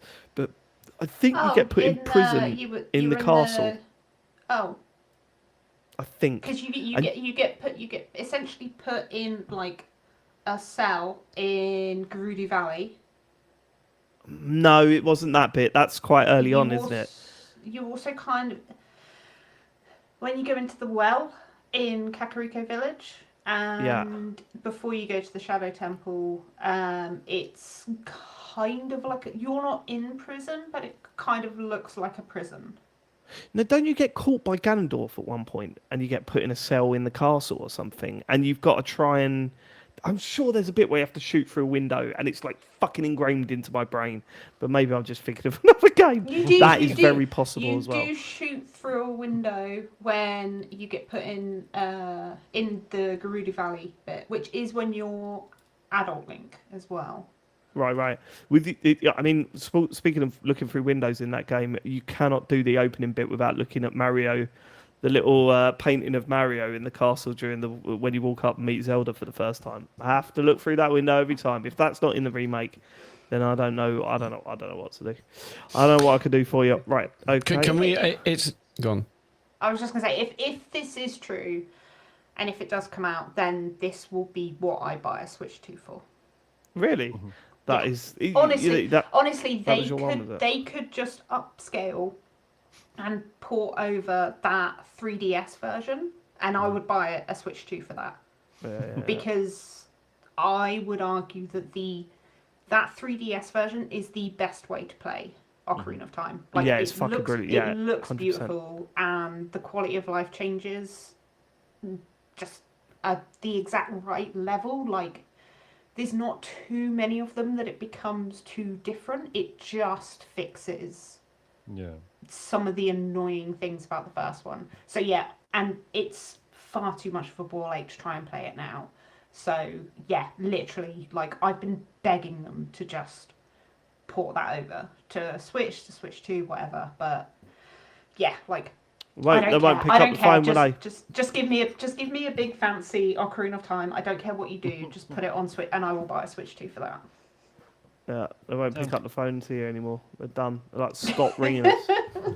Please stop ringing the Nintendo helpline. This isn't for that. It's for tips and help and guidance only. Can we talk about game walkthrough? Can we talk about Star Fox? Yeah, what about him? Well, is it spoilers to talk about? No, not yet. Let's talk about it in a couple of weeks because I was fucking fuming. Yeah. Genuinely. Well, I can talk about the fact that I was pissed off annoyed about that they announced that, Yeah. you know, he's going to be Don't part. He's say in the it. movie. Well, it's Why Sean are you who said saying it. it? I just said Sean don't who said say it. it. I already said it. I thought everyone knew. Oh, I know. It's like, why Please don't, do though. that? That would have been a cool as fuck Well, surprise. why mention it on his fucking podcast? The I thought people everyone might knew. not have seen it. I've not even seen the trailer and I knew. The worst thing was the kids went, who? And I was like, you don't fucking say that in front of me, all right? Not on this roof. I said, what? I said, that is Fox McCloud. And Yeah. Joe was like, who's Fox McCloud? From Star Fox. Well, what's his name? Star Fox or Fox McCloud? Shut up. And then I walked out of the house. Starbucks is the organisation. Don't He is- even get... We started on Lilac Wars. Anyway, yes, as Ben in chat said, yeah, anyone listening to the show knows he's in the movie. Anyway, like, why put it on the poster? Like, I get it, obviously try and promote it, whatever. The film is going to do fine without. That would have been such a cool surprise. Like, oh my god, you know, Fox McCloud's in the movie. It would have been can I amazing. I ask feel like you- I'm annoyed that they did that, but Can I ask you something though, Matt? When you see something, and like you saw the poster Fox McCloud, and you went, "Oh my god, I can't believe they've ruined that for people." Why did you then repost it because and anyone say, on Blue "I Sky- can't believe they've Everyone ruined else's people"? is because gonna- anyone on Blue Sky follows genuinely me hadn't probably seen it. has already seen it.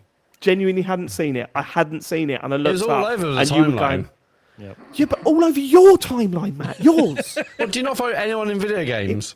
It was all over my timeline when you fucking reposted it. I'm not that big. I'm not Yeah. that big. I'm fairly sure loads of people would have posted it, not just me. Anyway, it annoyed me. I'm sure. I mean, I think they said there's going to be loads of other surprises, but that would have been an amazing moment in the cinema if we hadn't. It would known have been, about that. yeah, but unfortunately, Matt Murray spoiled it for me. Yeah, I and was the now only we're one spoiling on it the for planet people who on the pod. tweet about it.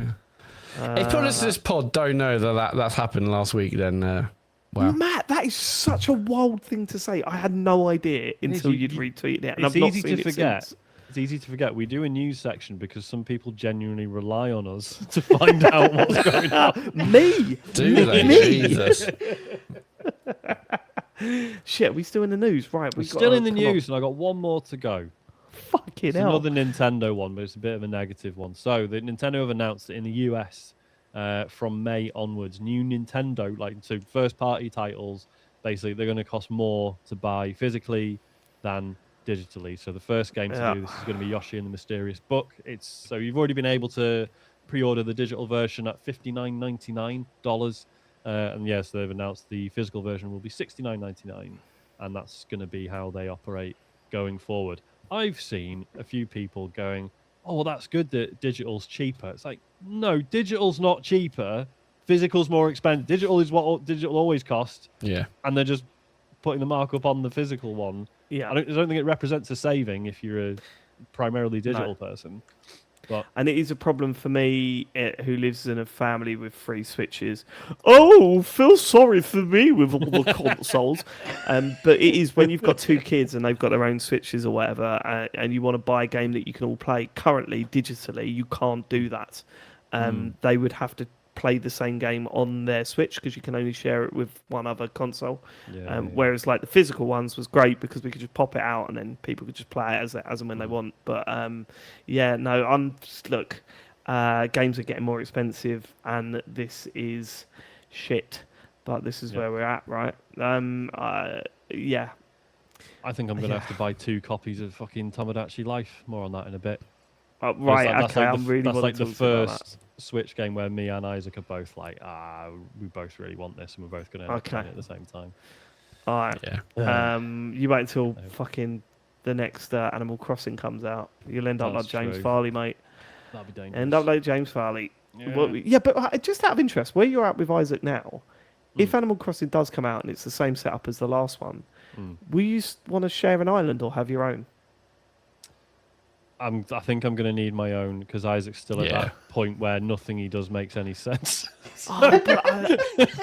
Yeah, I know, but I love that. Like, I'm so... Then if the next one comes out, I'm going to insist that we all play it on the one console because it is just... so funny. Like when you just see some of the random shit they do, and you log in and you go, "What is going on here?" and you have to try and tidy it up and everything. It's brilliant. I love all that stuff. Well, I did that, and I just logged on, and LED just like stolen all the cool shit out of my house. It's like, okay, I guess my basement's now empty. Fine, been ransacked. And that wasn't even in the game. Should we get on to what you've been playing? Cool. There's a shut up, you. There's a new Life is Strange game out. You better know we're going to be covering it. Oh yes. Right. I'm sorry, Sarah. You're going to have to endure this for a little bit. So right, new Life is Strange. For those of you that skip these segments, I don't blame you, and haven't listened to our several hours of spoiler cast episodes that we've done. The last Life is Strange came out 2 years ago. Was it 2023? Double exposure. 24. 24. I think. 24. Sorry, 24. Double exposure. It was shit. It was shit. It was hey, now hang on. It was promising for a while. There's some cool ideas in it. Yeah, the first episode and a half set things up, and it didn't. I think deliver. that was us really giving it the benefit of the doubt. Going, okay, what? That's what that spoiler cast sounded like. I listened back to some of the last episode in the week, and oh my god, we were almost heartbroken at what they had done to our beautiful life. Because we love this series, strange. and it was upsetting. We did, and it's been fun. It's been very up and down. I think Life is Strange, the original series, we really liked, but it was very, very flawed. Life is Strange 2, we absolutely loved. You know, brilliant what they did with that that storyline. And then, of course, Captain Spirit, Before the Storm, equally brilliant, I thought, and that was Deck 9 as well. I think Before the Storm, fantastic sort of prequel. We couldn't work out how they would do a prequel to that series, and they fucking nailed it. Then the color one, what is it? True Colors. What's it? Yeah. True Colors, which I really liked. Again, I think I liked it more than you guys, right? Yeah, it was it's flawed. On the way. Yeah, it's it was very, very flawed. But concern us about the trajectory of the series. I think it didn't help that it like we just had Before the Storm and Life is Strange 2, which is where that series was firing on all cylinders, right? But then they decided to go back to Max's story with Double Exposure, and it was dreadful. It was all over the place. The story didn't make sense. Huge plot holes. Characters weren't interesting. It was just a complete mess. The last 2 hours of that game is you just walking around talking to characters one after the other because they were like, fuck, we need to end it somehow quick. Just stick them, all the characters in a big circle. Yeah, it was very, very poor. Right, so I finished this over the weekend. It's about 10 to 11 hours long. There are no episodes. They've dropped the episode stuff, even though there are bits in it where you go, that was supposed to be the end of an episode, wasn't it? And it just like carries on. But I'm really interested. Matt, you're 2 hours in. Yeah, 2.5 or so. Because I said to you in the week, when you get a couple of hours in, can you text me and let me know what you think? Because I'm interested to hear what you think. And so I would like to start with that. You're 2 hours in. Where are you? What are you feeling? So in the game, I am Max, and I've gone to the Snapping Turtle, which is a location we played in Double Exposure. It become a bit of a meme in Double Exposure, wasn't it? Because obviously the budget has been pulled from underneath these games.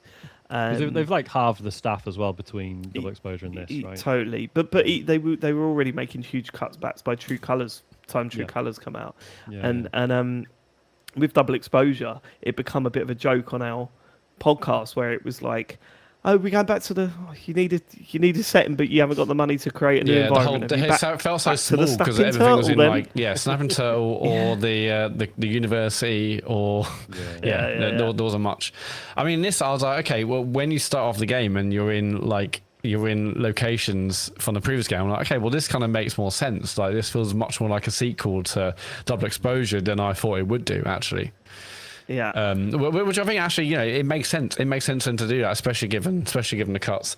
I will say, 2 hours in, I'm enjoying it more than I did with Double Exposure so far. So Max has powers as she did before, but you're using them a lot more, and I think they're being used in slightly more interesting ways than they were before. Well, yeah, I mean, I think has I the almost powers forgot that she had in the had first powers. game. Yeah, in the previous game. Yeah, in the first game, but also in the not the previous game. They've completely dropped the whole jumping between timelines thing. Right. Yeah, but in that one, she had powers and you kind of forgot she had them because they was like it felt more like things for cutscenes rather than a power you can use in the game. Whereas here, they're actually, integrated in how you play the game, which is quite interesting. I mean, although I keep forgetting she can actually rewind time like she could in the first game. Sometimes there's some dialogue in there that's going, I should really have another go at that, and that's a developer going, you're a fucking idiot if you think that this scene's going to continue if you don't use the rewind function. Yeah, because I had this conversation with one person and like it went wrong or it was an unsatisfying ending. And I was like, okay, well, I guess that's just story. Like, oh no, fuck, I've got to rewind it and change it, obviously, like an idiot.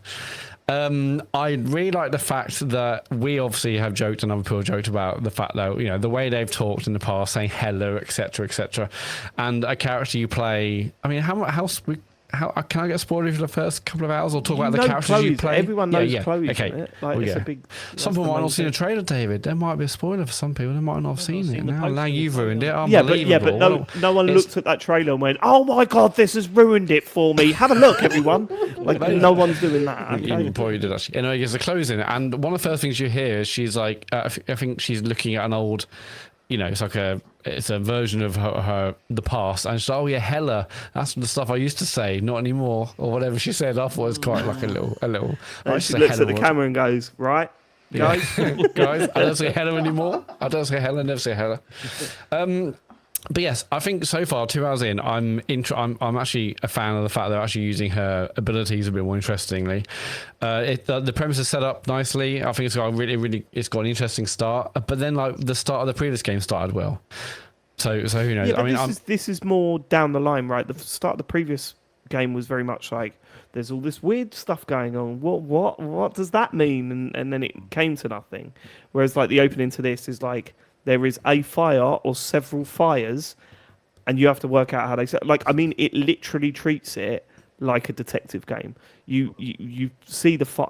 Max goes away on holiday, just for a weekend. She goes on a trip, and she comes back, and everything's on fire, and she sees some horrible stuff. I won't spoil what that is, and then she reverses time to before she went away. And says, right, I've got 2 days to work out how the fire started and stop it. So, that is a very base... Something horrible's happening, Max has to stop it. Way better than all the weird sort of shit that was going on at the start. Yeah, it's like a sort of... It's compelling as just an isolated sort of Monster of the Week sort of... Yeah, you can explain the premise, exactly and you know the premise. It's not like, well, what is this actually about? What dimension is this? It's just like, okay, we know what to fix. How do we fix it? That's where we're going to utilise her abilities and her friends and stuff along the way. I mean, I feel like so far it's positive. And I'm actually interested in playing more. Whereas I didn't really want to play this at all, but obviously when I do a spoiler cast, and I guess I was always going to do it, but I wasn't interested. But after playing a couple of hours, I'm like, okay, I actually do want to see where this goes. And hopefully they've changed some things, learned some things. I'm not sure, but this seems a bit more dialed down in terms of premise and concept. They're building on what they started and maybe didn't live up to in the previous game, and I'm hoping them two combined makes for a decent kind of response. I was not expecting you guys to go and get it. We were joking about doing a spoiler cast, but I don't think they were jokes. I thought it was all real. No, we were joking, but also if James had bought it, which I knew he was going to, because he wouldn't been able to.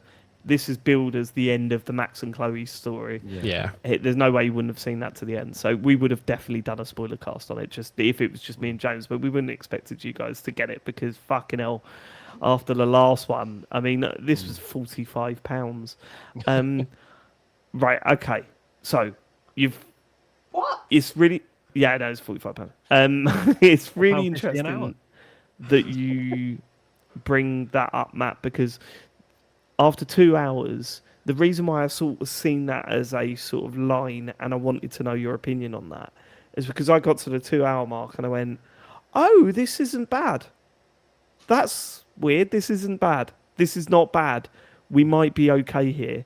And I got to the end of it and went, this isn't bad. That's good, isn't it? It's not bad. Okay. Thank fuck.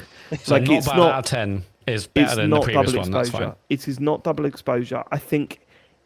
I mean, I've got so much to talk to you guys about this when we do our spoiler cast because there's loads to talk about. I think it's really fucking interesting from a fan of that series that isn't a sycophant of that series. Do you know what I mean? We've always been very clear about what's wrong with it and where the quality's dipped. There are some huge quality dips in this. I think it's the worst it's looked in places. That whole title, you know, when the title comes up, Life is Strange Reunion, and it's like through a forest, and I'm like, fuck me, this looks awful. Like it looks really, really rough.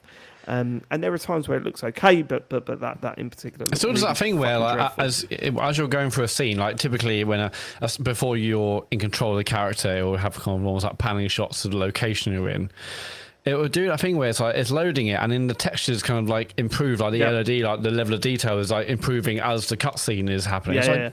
It switches to someone and their hair moves a little bit because it's loaded in. Yeah, just keep it the same level so it's more jarring for you to change that to in inverted commas improve it. So, what do I think of the game as a whole? I think the story is way better than it was in Double Exposure. I was initially quite angry that tons of the stuff that they did in Double Exposure and they built up, like that has a couple of like can I give you an example? No, because I might be wrong and I don't. No, I will. So there's a bit at the end of Double Exposure, and I know people listen to this haven't even played this fucking stuff, but there's a bit where they hint that a character's got superpowers, right? There's like a post-credit bits, and it's like, do you remember Diamond? Yeah. Oh, yeah. It's all set up for like a new generation. Not addressed. No, not addressed. There's tons of that stuff where they've gone, don't worry. The idea that timelines combine and people have got two memories, don't worry about that. Forget all that, right? And initially I was a bit disappointed. And then I listened back to the spoiler cast. I was like, we hated that game. So why am I angry that they're not addressing stuff they built up in that game? There's enough that they've taken from that and expanded on. And there is a lot of stuff that they've sort of retconned. It's fine. Like I can accept that, and if it makes it easier and it makes it easier to understand, then whatever. Like they'll just right the wrongs and cancel the things that didn't work in the previous one. You forget why Safi left. You completely forget that because she comes back and it's like, I didn't in the end. And you're like, really? I thought Safi just wasn't even going to appear in this, to be honest. I genuinely thought Safi was going to come back with the Diaz brothers. You know, and like all the ones, the ones from no, Captain Spirit never had powers, Matt. That was the whole point. Come on, but just loads of got smacked up by a car. The poor sod. That's Flight. He did though. Sean, he did get smacked up by the car. He's not real. It's okay. It wasn't a real event. It's fine. I got to the end of it, and I think there is definitely some stuff they could have done better. I think it's very evident that it's got a lower budget, and I think it was a shame that it didn't have that expanded universe that these games do. Like there is a thing with Life is Strange, or certainly the earlier ones, where you have the main story and you have sub-stories around it, and they don't necessarily all come together at the end, but you dip into other people's worlds and other people's situations and stories, and you take in that stuff, right? And I think that was a really cool thing that they did with the previous Life is Strange. This isn't. This is one story. You don't deviate. There's no, these two characters are having something, and maybe I'll find out what happens to them at the end of the game. And, you know, I might not necessarily be involved, but stuff that I've done might have impacted their story. There is no their story in this. And I think that is a shame because that's a great thing about Life is Strange.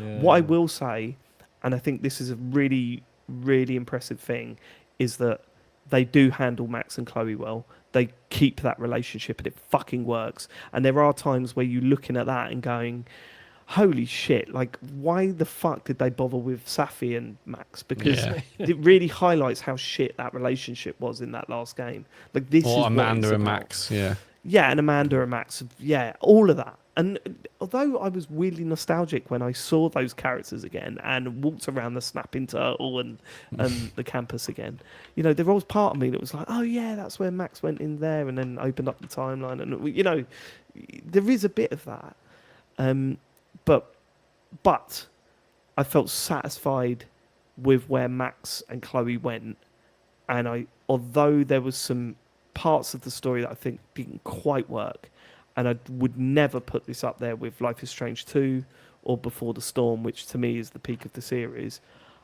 I came away from this going, oh, it's not double exposure, thank God. Like this was an ending for Chloe and Max, and it worked. I didn't expect this game to even come out, and when it did, I didn't expect it to be anywhere near good. And I would say that this is an okay Life is Strange game, and that is for people that know what we think about Life is Strange, that is a mad thing to say, because I was so ready for this to be absolute dog shit. Yeah. That it really did surprise me by the end of it. I like the fact at the beginning. Sorry, I like the fact at the beginning you get to decide like all the choices that you've done, because it doesn't really save anymore. No, it doesn't really save. So you basically you can choose it all, or you can randomize it as well, which I thought was wild. But I guess if you haven't played the previous games, then maybe you'll just randomize it. But I look through a lot of like my older like spoiler cast notes. And, okay, I did that, because I can remember what I said to Safi at the end of Double Exposure. I was like, oh no, I did that. No, because the whole thing was like a blur and a bad blur. Oh, really? I was like, okay, no, I looked through it. I was like, oh, I did that. Okay, interesting. So I did all that and imported those decisions into the game. So I'm interested to know how that really changes things. I mean, I guess we won't know unless I compared to someone else. But no, I'm James. I'm really excited to talk to you about it and see what decisions you made. And it is a murder mystery essentially. Even though you're not solving a murder, it's a detective game where you have to.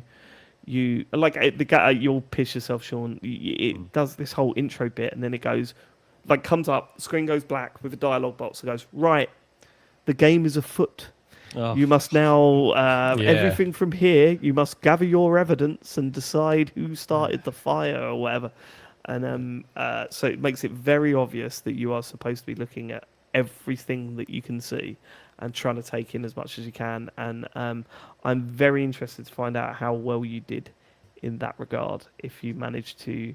And part of the whole detective thing is bullshit, because it comes down to something you do and don't do rather than piecing things together. But the other side of it is a little bit more interesting, I think. So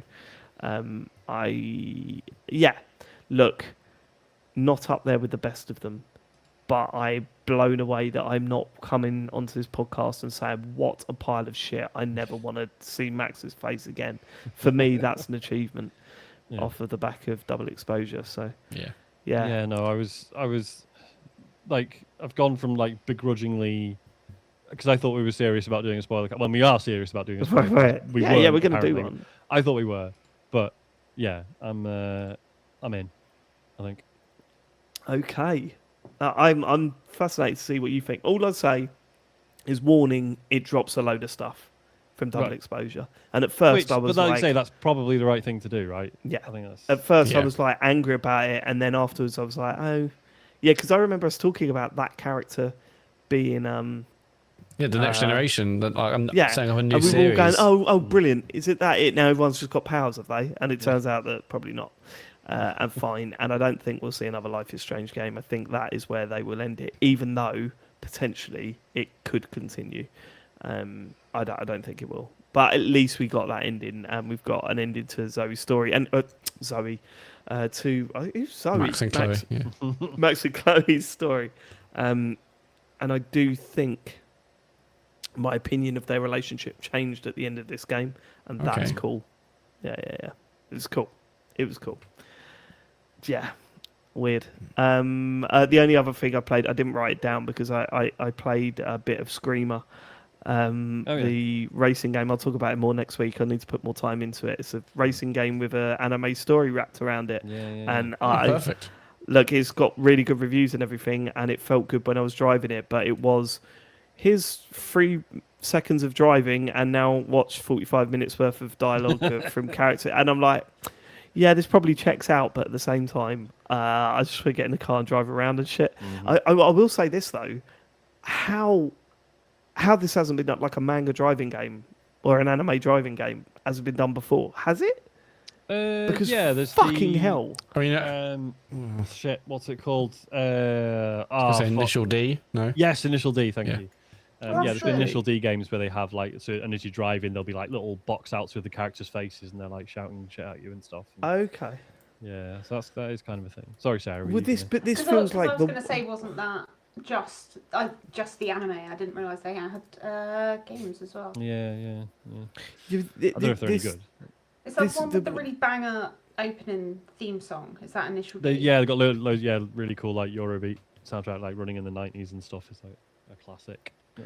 Yeah, it just feels like the world in this is so anime as well. Like your car, the way it looks, and when you turn a corner and it has all adverts and all the characters are like, it looks really fucking good. So I'm hoping that it calms down a little bit with the story stuff, because I'm not massively enjoying that. I know it's skippable, so maybe, but I don't want to get to that. I think that's the whole point in this game, right? That you're supposed to immerse yourself in the story, and I was going to say, would you also accept the story getting good, or do you just not want a story? Oh god, yeah, 100%, 100%.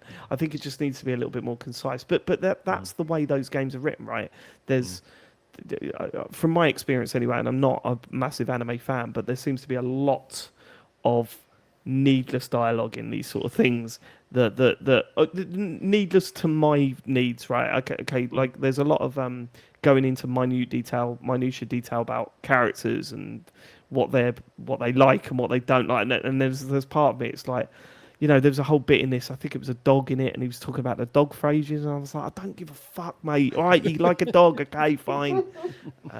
But yeah, I mean, that's being very, very harsh, because I played this after a game that does that as well. I think that, Life is Strange is mostly cutscenes, so then going into Screamer and being frustrated with cutscenes, it's like, well, no, that's probably just because I finished a game that's full of cutscenes. So, yeah, I will play more of it. I'll play it this week. Sean.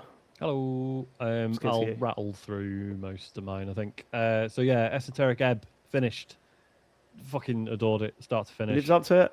100%. Good. I thought the ending was really wonderful. I think my only regret is I think I didn't check how long the game is. And I think I assumed like, oh, it's it's kind of like Disco Elysium, but it's a much smaller team. It's probably going to be about 10 to 15 hours. I think I was like 20, 25 hours by the end. And because I sort of arbitrarily convinced myself it was going to be shorter, I was sort of rushing a bit of it. And then actually and then once it was over, I was like, fuck, I could have spent a bit longer in that world, to be honest. So if you are thinking of playing it, prepare yourself for like a 25-hour plus thing, and just enjoy it. Like don't feel like you have to. There is like a bit of a time limit, but I think I actually finished it sort of well before I had to. Fucking loved it. Cool. I've been back on Pokemon Pokopia. I was, like when I last talked about it, I was like, yeah, it's really good, but I wasn't like fully. I don't know. Well, it hadn't fully clicked. I think it has now. I'm really enjoying. I think I've just found like my own pace with it, because it's so. The campaign is like, you unlock this one area. It's like, right, you've built some settlements for your Pokemon. You've leveled up the area. Brilliant. You can move on now. And I've kind of just been happy to go like, well, no, I don't want to. I want to make this place look amazing first. Right. And I kind of just got a bit more used to because the controls are a bit fiddly, especially if you play Minecraft for the last 15 years. And you know all the tricks, and you can just you build shit pretty quickly. This feels pretty clunky in comparison, but I've started either getting better at it or just getting used to the speed of it, I guess, and being willing to take it a bit slower, and actually building up this little town area and actually building houses that the Pokemon are gonna like. It's just been a brilliant podcast game. Like just take a podcast on and just play it. It's been really really nice. Nice. Another one I've played is this is also on Matt's list, the demo of Tomodachi Life, Living the Dream. Yes. I never played the original. Was it 3DS? Yeah, it was 3DS, wasn't it? The first. Yeah, one. I never played it either. I didn't realize there was one. And I kind of I got the gist that it's like, oh, it's a weird sort of life sim, but it's got some Nintendo oddness to it. All the characters are, Mii's. And which, as a Mii lover myself, big fan of that. I was the one choosing the Mii character on Mario Kart. That is still insane to me, Matt. I can't. I just love the little guys. I love the weird little guys. Anyway, I'm very happy. This is like a game dedicated to the weird little guys. And yeah, it is just like this weird little sort of town management system. So basically, I've been really boring. So in the demo, you can create 3 residents of your little island. And I just went with like me, my wife, and my son, right? Whereas Isaac's just like, oh no, I'm just going to make up weird characters because why not? And what is cool is that it accommodates both approaches, right? It really doesn't matter how you want to do this. It's just very like quite funny and charming, and gameplay wise, there's so little to it. You can just like, right, I want these 2 characters to meet, and then you pick up one and you drag it to the other, and then they have like a funny, weird conversation, and then occasionally you'll catch one sleeping. And then you click on it, and then you enter its dream, and you just watch these like surreal little. The dream was sequences. weird, yeah. Yeah. These like surreal little things play out, and you can buy them food, and you find out what food they like, and when they level up, like so they have like an experience points, right? And as they level up, you sort of think, well, what's the, there's barely a game here. What does it matter? Why would you level up your characters? And then you level one up, and it's like, right, you can either give them like a new item, like a new prop, like a football or whatever. It's like, or you can give them like a new animation, so like a new running animation or a new idle animation or whatever. So over time, you're kind of adding to their actual personality. I thought this was really good fun. I really want to play the full thing, but it's not out for like another month. How did you get on with it, Matt? Yeah, I loved it. Yeah, it was. I mean, it looked weird when it was, showing off before and all that kind of stuff. But yeah, I was really charmed by its weirdness. I mean, I liked making the Mii's. I made me at first, and then called him Matt Murray because it's just why not. And then, but then but then it asked like the person controlling the game what their name is or how they want to be referred to. So. I just call myself Boss Man. So yes, Boss Man. Yeah, because I was considering Boss Man, but I ended up going for Big Dog. Oh, okay, So yeah, I think Boss was one of the ones. I was like, Boss Man, Boss Man. But yeah, I love how weird it is. As Sean said, there's a bit where like one of the characters is sleeping and they're having a dream where they're having like a bungee jump, isn't it, or something? But like a realistic in this dream, a realistic finger kind of pokes them, or pushes them off a dock of a bay. They say like, if you push me, I'll bite you, or something. And then and then but it's like a realistic finger in this kind of like very stylized or kind of semi-Animal Crossing kind of looking world with a realistic finger that pokes, and then like the food, like the egg is a realistic looking egg in the supermarket to buy. But whereas like the sushi isn't. It's funny, it's weird. So in the demo you can create up to three characters. So I created me, and then no one else was to create like a random woman. And it said like, do you want to create? You can create these characters off prompts. So you can like select the style of eyes, the style of mouth, the style of. And then like it really made me laugh out loud when like the woman was created and like her eyes just looked weird and freaky. I don't know why, it just made me laugh. Like, cause I'm like, I haven't seen like what are the right eyes for me? And the ones I chose made it look like she was on crystal meth or something. So I'm like, I've got to change that. But even that was funny. Some of the dialogue's been quite funny. It's quite irreverent at points. It's because you can select any of these characters, and then you can talk to them as well, and then they'll want to know about food or what they're into, what they're not into. I don't know. Yeah, it's charming and weird. I mean, at one point I was like, even in a demo, I think I ran out of things to do, but it's because I hadn't like clicked on all the characters. Because I'm like, well, 3 characters are being produced now. It says like a clothes shop's opens up at when the 3rd character is created, added to your town. But I'm like, well, I don't know, like I think I've done it. I'm waiting for. I feel like I'm waiting for something to happen in this demo already, but I clearly hadn't activated something. Yeah, I like the fact that when you level up, like there's wishes and in like the wishing well, and you can choose whether you want was it a Prezi? I think they called it, little like gifts. Yeah. when the second person was created, it said, like, if you want to be friends, you need to, like, talk to them about a subject, and you can select one of preordained subjects. But I just wrote running, and then the woman was like, "Oh, I love talking about running too." And then they have like a little natter about running, and it's like, "I want to be your friend because I also like talking about the things you like, which is running." Matt Murray. I don't know. It's just weird and funny. There's and so many, just weird little moments of like the game is funny enough that you assume it's all on, like, you have to assume it's all on purpose. But like, I did one task and some, the little version of Isaac got like, it was like a towel or something. And then later on, I went into his house to see what he was up to.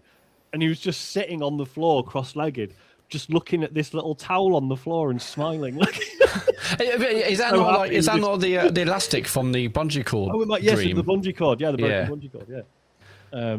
He's just sitting, just staring at it and grinning, and it's just like, just stuff like that just really cracked me up. I mean, you mentioned that, like, oh man, I was so not into this. I saw clips of this online, and it was like, "Hey, I want to talk about cocks. What do you think about cocks?" And I was like, "That's funny, but I'm not going to pay money for a text-to-speech thing like that." But now you convincing me there's so much more to it.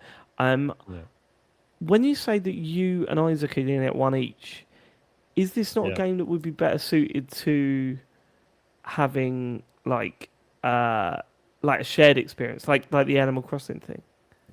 I don't think so, because you don't. It's not like you're not a resident on the island. You're in control of the whole thing. Oh, okay. I think if we were sharing it, I think I would just be loading it up and just being like, "Oh right, Isaac's done a load of stuff."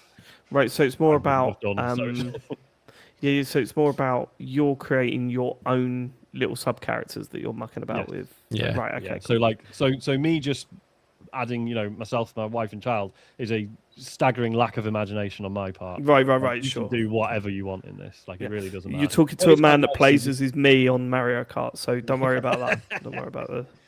One thing that is quite cool, so like, obviously I added myself and then I added my wife, and it basically gives you the opportunity to say, like, what are you in real life? Yeah, right? I did that. How does that affect things? And it basically says, so it won't immediately go, "Oh right, cool, this is your wife," but it will engineer things so that you get together and become an item.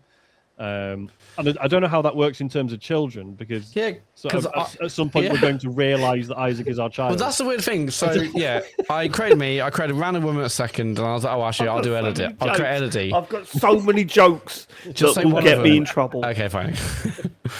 So I created Elodie, and it's like, obviously in real life, father-daughter. But then when you add another character, it says, "Oh yeah, what you should do is you should pick them up and move them next to someone else so they become friends." So like the game knows, in inverted commas, that I'm a father, but we're also like getting acquainted. It's just I don't know how. I don't know what that's gonna do. It's actually something you're like, "Are you my dad?" Like, I don't get how that works. Yeah, but I think I might be, I guess. I don't know. I'm listening to this and thinking Charlie's gonna fucking adore this. Yeah, this is right. 100%. So it works on original Switch. Yeah. So I for some reason in my head I was like, I thought it was a Switch 2 exclusive, but no, that there isn't even a Switch 2 version of it. Like, it is just an original Switch game. So yeah, if I remember correctly, we could both play that at the same. No, we can't play it at the same time, can we? But that's fine. How does it work now? That's the thing. Yeah, and we have to have both machines on at the same time, and he needs to pass me the virtual card back and forth. Yeah, I hate the virtual game cards. It's so wank. Yeah, it's so much easier before. Annoying, isn't it? I've been all right with them, but me and Isaac are never like playing the same thing usually. Yeah, but what I'm saying is that if I want to, like, say Charlie goes to bed, right, and he's been playing it all day, and he goes to bed, and I sit down in the evening and want to play it, I have to then go get his Switch and then pass it back to mine, right? No. If you click it, it will say, like, you're now taking the virtual game card from because I think yeah. Right, but then if he wakes up the next morning and I'm at work, how does he then play it? He can then transfer it back to himself, or he should be able to. But from my Switch. Yeah. So your account has to be on both Switches. Yeah. So what I'm saying is that do you need to have both Switches on at the same time to transfer the cards back and forth? Don't think so. Well, okay. Because I worry that, like, he's going to wake up in the morning and go, "Dad, I can't play it now because you've got the fucking thing on there." and then he has to log into my account and then send it back to his Switch. Like, that's my concern. Yeah, possibly. And at the very least, it'll probably... So say he was like in the middle of a session, it will have closed the game down. Yeah. As well, so that's a physical one. I'll pay the extra £10 just to not have that fucking phone call in the middle of a meeting. Do you know what I mean? Like, oh... He is sweet though. He's got a phone now. It hasn't got a SIM card in it. He's got a phone, and I just get text saying "I love you," and I'm like, "That's nice." Okay, well, that's made my day. But that has been the 14th time in the last 30 minutes. Can you please go do something else? Thank you. Yeah, think of something else. This game is weird. When's it out again, Sean? In a month's time, you say? Yeah, I think so. Yeah, it's like mid-April, I think. Yeah, I think I might get this. It's irreverent. It's weird. I mean, I don't. What is the like? Am I building town like Animal Crossing? Am I just creating characters and seeing what they get on with doing? It feels like it's more like a create loads of random people and then they have their own lives and you can listen to them and feed them. Watch the funny interactions and yeah. I think I'm going to install this on the Switch tomorrow. Yeah, good fun. The demo. I got one more quick one. I've started playing Crimson Desert, and I'm going to upset people because I've only played a couple of hours of it. So I'm just out of the tutorial. For those who don't know, which is probably very few people at this point, this was a game that, like, when the trailers were coming out, and it looks like oh, this is the last game you will ever need in your life because it does everything. So it's like fantasy action RPG, but it's like now like you can fucking fly and do all sorts of weird shit. You'll fucking fly. You can fucking fly, mate. So I've literally just left the tutorial where it's like, right, now do what you want. Those first few hours, I mean, it doesn't make the best first impression, I would say. You start off like you've probably heard that the story doesn't make any sense, right? You have no idea how little sense it makes. Yeah, I heard there's basically no story. You start off, at the beginning. You're in this like band of in the beginning. Like mercenaries, and there's this talk of like, oh, someone's just died. Oh, we think there's a traitor in our midst. And then you go and have dinner, and then this other rival clan or whatever arrives and starts murdering everyone. You fight some guys. Again, this might all change. Don't have a go at me. I'm going to continue with it. You've been really self-conscious about this. You didn't want to talk about this today, because I know people because I know loads of people are like, yeah, there's loads of stuff wrong with it, but I am really enjoying it anyway. And usually that's my kind of thing. So I don't want to be like, it's shit actually. But so far, it's like it's doing the combat tutorial, right? And it's like, right, press R1 to attack or whatever. And then you'll hit a guy a few times, and then it'll do that thing where it's like, it slows down, and they'll be like, right, now press R1 and R2 at the same time. And you're like, okay, why though? It doesn't tell you what that's gonna do. And then you do like a bigger attack, and you're like, okay, fine. So I did the combat tutorial and stuff. I was like, okay, this doesn't feel great, but whatever. You get murdered and thrown in a river. Magic happens, and you get fished out by a fisherman, who then goes, "Hey, I'm going to town. Do you want to come to town?" And you go, "Yeah, sure." And then some goons, like, who are shaking him down for money, appear, and you murder them. And he's just like, sick, let's go to town now. Not bothered about the 2 corpses you've left on his doorstep. Whatever. You go to town. He's like, right, you're in town now. And then, like, the little objective is like, go to the inn. And you go, okay, I'll go to the inn. And you go to the inn, and there's a guy there sat at a table, and it's like, arm wrestle the man. Okay, I'll arm wrestle the man. You beat the man at an arm wrestle, and it's like, go outside and talk to the beggar. Okay, I'll go outside and talk to the beggar. There's like a beggar who's getting like bullied by some kids. You give him some money, and he goes, oh, brilliant, nice one, mate. And then he sort of walks away and then sort of fizzes into thin air. And you're like, right. Oh, and he gives you a key. The spot he was sat on is an opening to the sewers, and it's like, go in the sewers. So you go in the sewers. And then there's like a noble woman in the sewers, like tied up, and you go and free her, and she's like, "Yeah, sick, nice one, mate." And then she fizzles out and disappears as well. And then it makes you go and there's just like, "Oh, go to this house. This guy needs his chimney sweeping," and you sweep the man's chimney. I am not making this up. It cannot be. This is a tale as old as time, though, Sean. This is a classic, the classic hero's journey. We've all done that. And then basically the next thing you know, you've been teleported into the sky. And there's sky islands, and you're in the sky. And this is when you start thinking... Sounds nice like, being in the sky. It does sound nice. Sounds like it was written by a 6-year-old. And now we're in the sky. So then there's the Coke machine there that has every flavour of Coke. It just feels like such a grab bag of like they saw all the games, and then when you get to the sky bit, you're like, right, they played Tears of the Kingdom and went, okay, we need that. Because you have like the glider, don't you? Well, this is the thing. So you're on this sky island, and then you turn. Oh, the beggar's there. It turns out he's like this fucking, I don't know, god. Is he also in the sky? Guy. He's also in the sky. Beggar also in sky confirmed. What else is in the sky, Sean? Feels like this whole game is in the sky. The whole game is in the sky. It is in the sky. Right? Nothing wrong with that. I can't stress that enough. In the stuff in the sky. EA Sports is in the sky. And then so basically it turns out the beggar and the noblewoman that you helped are these like mystical beings who are like, oh, there's forces interfering with the natural balance of the world and we need you to sort it out. So here's some wings, you can now glide down back to the surface. And then it goes, right, the tutorial's over, do whatever the fuck you want. And that's where I'm at. Because I'm tempted. I've seen a lot on this, and I was really, really tempted by it until I saw someone post. It was like not a screenshot, but it was like a table of all of the combat controls. And I've seen this. There was like 30 different button combinations. I went, fuck that. No, I'm not interested. And then I saw a TikTok of someone exploring, and they come across this like they're up on a cliff, and then there's like an island, and there's this huge snake like curled around the island, and like all these guys are fine. I was like, oh no, it's making me want to play it again. That's the thing. Like, so I haven't seen anything like that yet, but like the world is stunning. I should say, Evil Mammal in the chat says the tutorial's not over yet, so great. But like, yeah, the world is absolutely gorgeous. I think when you go indoors, the lighting's a bit crazy and stuff, doesn't really work. But like, yeah, the world itself is absolutely stunning, and you know, it is really impressive when you're in the sky. You know, it's fucking like.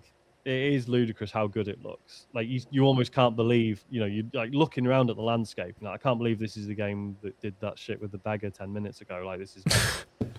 Yeah, draw distance is meant to be ridiculous. Like how far you can see and the quality of it. Yeah.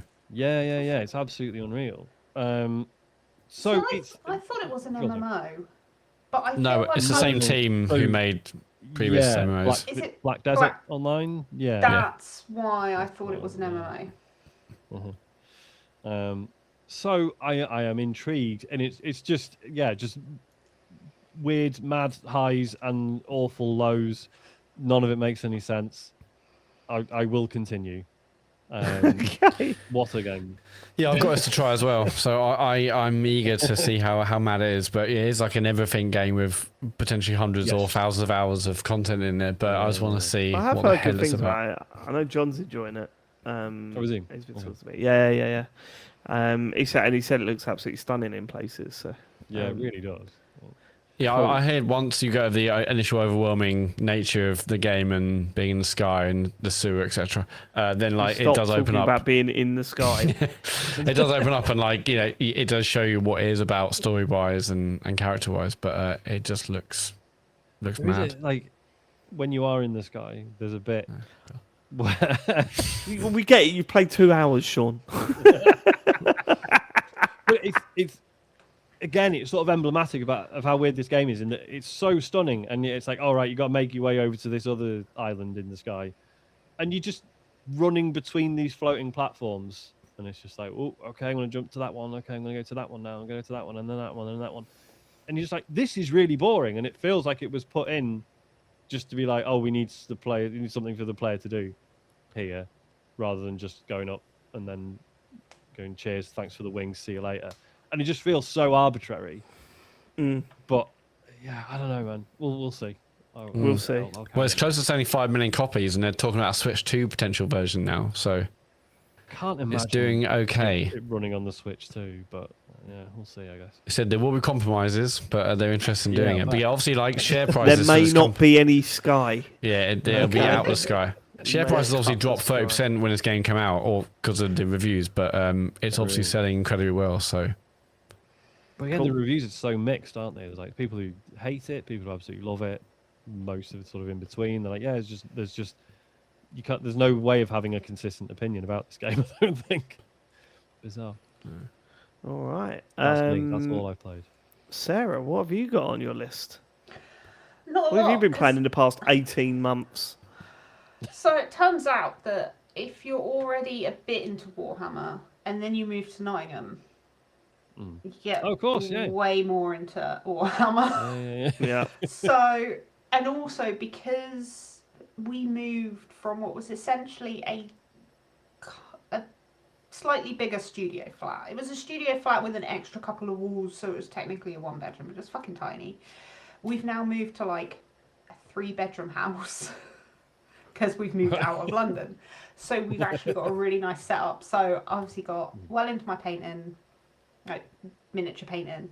Then we got the cats, and because we haven't cat-proofed what we call the hobby room, I kind of had to stay in the living room with them. And I did actually play a bunch of stuff. I finally played God of War Ragnarok, which is... Oh my god, that game's incredible. Yeah. And Power Wash Sim 2. I absolutely tanked that. As soon as that came out, I just played it non-stop until like I'd finished the story. Yeah. But did you do all of the extra bits for your flat? Because I didn't touch any of that stuff. No, Is it worth doing? I did. I washed the first couple of bits of furniture, and then I was like, I can't be asked for this. Yeah. I was the same actually. Yep. But currently at the moment, so I'm in the middle of painting another Warhammer army that I'm actually on like a deadline for, because on Friday, I think there's 6 of us. We've actually got a couple tables booked at Warhammer World, so nice. I've been like trying to get this, and obviously I decided to do a really stupid paint scheme that takes forever.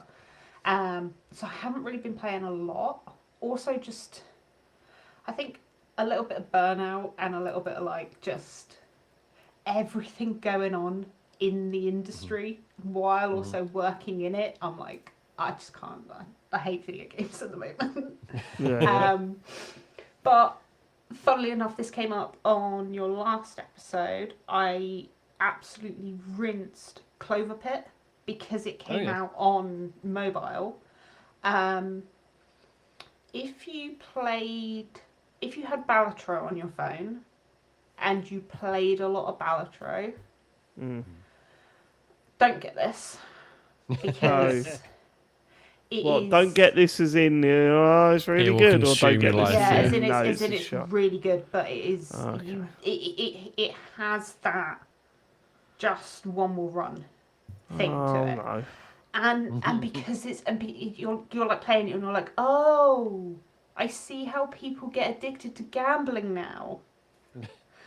It is really, really good. It does have that kind of horror angle to it, but it's not scary.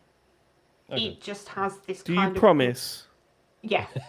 Yeah. Do you actually promise, though? Yeah. Okay. What if I'm really easily scared?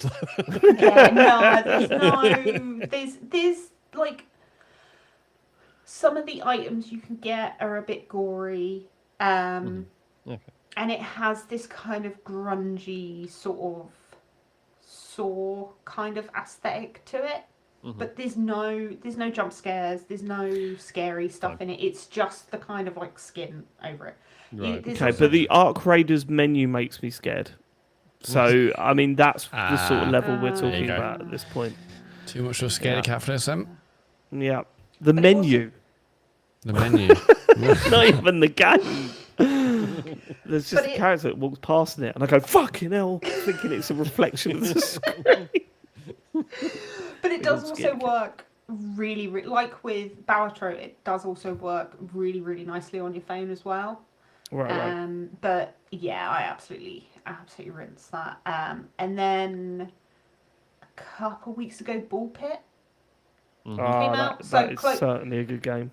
And that also came out on phones. It did, yeah. Did it really? I didn't know it came out on phones. Yeah, I hadn't played it. It's been on my list of like wanting to. And yeah, that finally came out on phones. Yeah, like a couple of weeks ago. And yeah, absolutely rinsed it. I've got like New Game Plus unlocked, and yeah, touchscreen controls take a little bit of getting used to, but other than that, also the the town building angle to it. Yeah. Yes, never a fan of that. I would spend hours on that if I had it on, if I was playing on PC. Trying to do that on your phone, because it is obviously just way smaller. It's a bit kind of awkward and finicky, but yeah, that's very, very good game. Fair enough. Still playing Daily Hearthstone. That is not ever gonna. That's never gonna get its claws out. But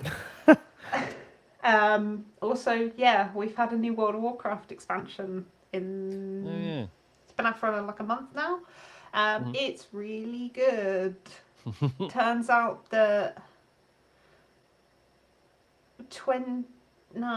18 years after I first played it, it's still, especially because, so when I started playing, the first character I made was a Blood Elf Paladin. So you start in the city of Silvermoon.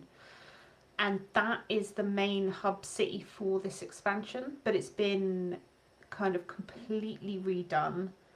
So you do the kind of intro few quests for this new expansion, and then you have to fly into the main city, and you kind of fly along this like big long bridge from the island that you started on, and seeing like Silvermoon City all kind of rebuilt. You must be more nostalgic. Yeah, it was a little bit emotional. It's just really, really cool. It's been a really nicely redesigned city. The whole story's been really, really good. They brought in player housing. Yeah. Like student housing. We all just hang out and just drink and that. Yeah. That's what I'm for student housing. Don't know. I was never a student, Lyd. What's the situation with playing it now? Like, what do you? Is there a subscription, or how much how much is that now? So this is wild. It is $8.99 a month. It has been $8.99 a month since I started playing it in like 2008. I was going to say, really? Yeah, they have not changed. I mean, it's good, but mad. I thought you were going to say it was like £15 a month. Like, I thought that was where we were at with that stuff. You can also get it cheaper if you buy like multiple months, and they do have other stuff you can buy. Like, you can now buy mounts, pets, armor. Like, there's like little cosmetic things you can buy, and now that they've brought in player housing, you can buy like trees and whatever. But yeah. How many people on those friends lists do you still have on there that you just think I won't get rid of them, although they've not been on it for 15 years? There are people. So the guy that originally got me into it, because I used to work with him at Game, he's still playing on the same character and on the same server as we used to play on. Back in 2000. On the same computer. I mean, it's wild. It's just like the ship of Theseus. He just keeps changing parts, but it's like no, it's the same thing. We prefer the term triggers broom around here. Thank you. That's actually prefer the term sugar babes. We're two different classes. No, Sean, you're not above Only Fools and Horses. No one's above Only Fools and Horses. They just think they are. Yeah. Stick a party in your pocket. Sorry. Yes. So, are you still playing with them, or is it just? No. Like it's kind of. No, something's have to move on. There also was a big chunk of time where like I didn't play. So we just kind of like fell out of touch, and like I've moved on to kind of other servers and stuff. But yeah, cooler people. Still, Yeah, you've grown up. Some people are stuck in the past. They're all guilds older can than be me. quite... I was like the youngest person in my guild at the time. So, what level were you? Like, how are they handling that stuff? Yeah, I was going to say, funny. So right, okay, so we're increasing it to level 7,482 with the next update. So I am level 90. Okay. And that's the current level cap. That's the current level cap. After all this time, it's still only 90. My word. Because I think it was 40 when I played. Every now and again, they have to squish They everything wipe it. back down. Right. So I think at one point it did get up to, I think, level 120, and then they realised like, oh, this is actually going to get ridiculous. So they essentially, across the entire game, essentially, and also the numbers were getting They call it a level ridiculous. squish. I just googled it. A level squish. So they did just squish everything back down. They've had to do that a few times. I fucking bet. I bet they have. Yeah. So it's like when you turn your underpants inside out, you've got to keep things going. And there's only so many times you can fucking flip those things. But the thing is though, is like, so Midnight is the second expansion in like a 3 expansion arc. Mm-hmm. So we know for a fact we've got one more expansion coming probably in about another 2 years. And that's just from like that arc. There probably will still be stuff coming after that. But it's in the best place, I think, that it's been in a long time. That's cool. Like, the story's really good. Apparently there was an update with some extra story stuff that I know a bunch of Horde players aren't too happy with, but I haven't got there yet. The sort of main villain is amazing. Everyone's kind of in love with her. But she is a kind of scary goth who always has her feet out, so... Okay, so how much is it a month for this game?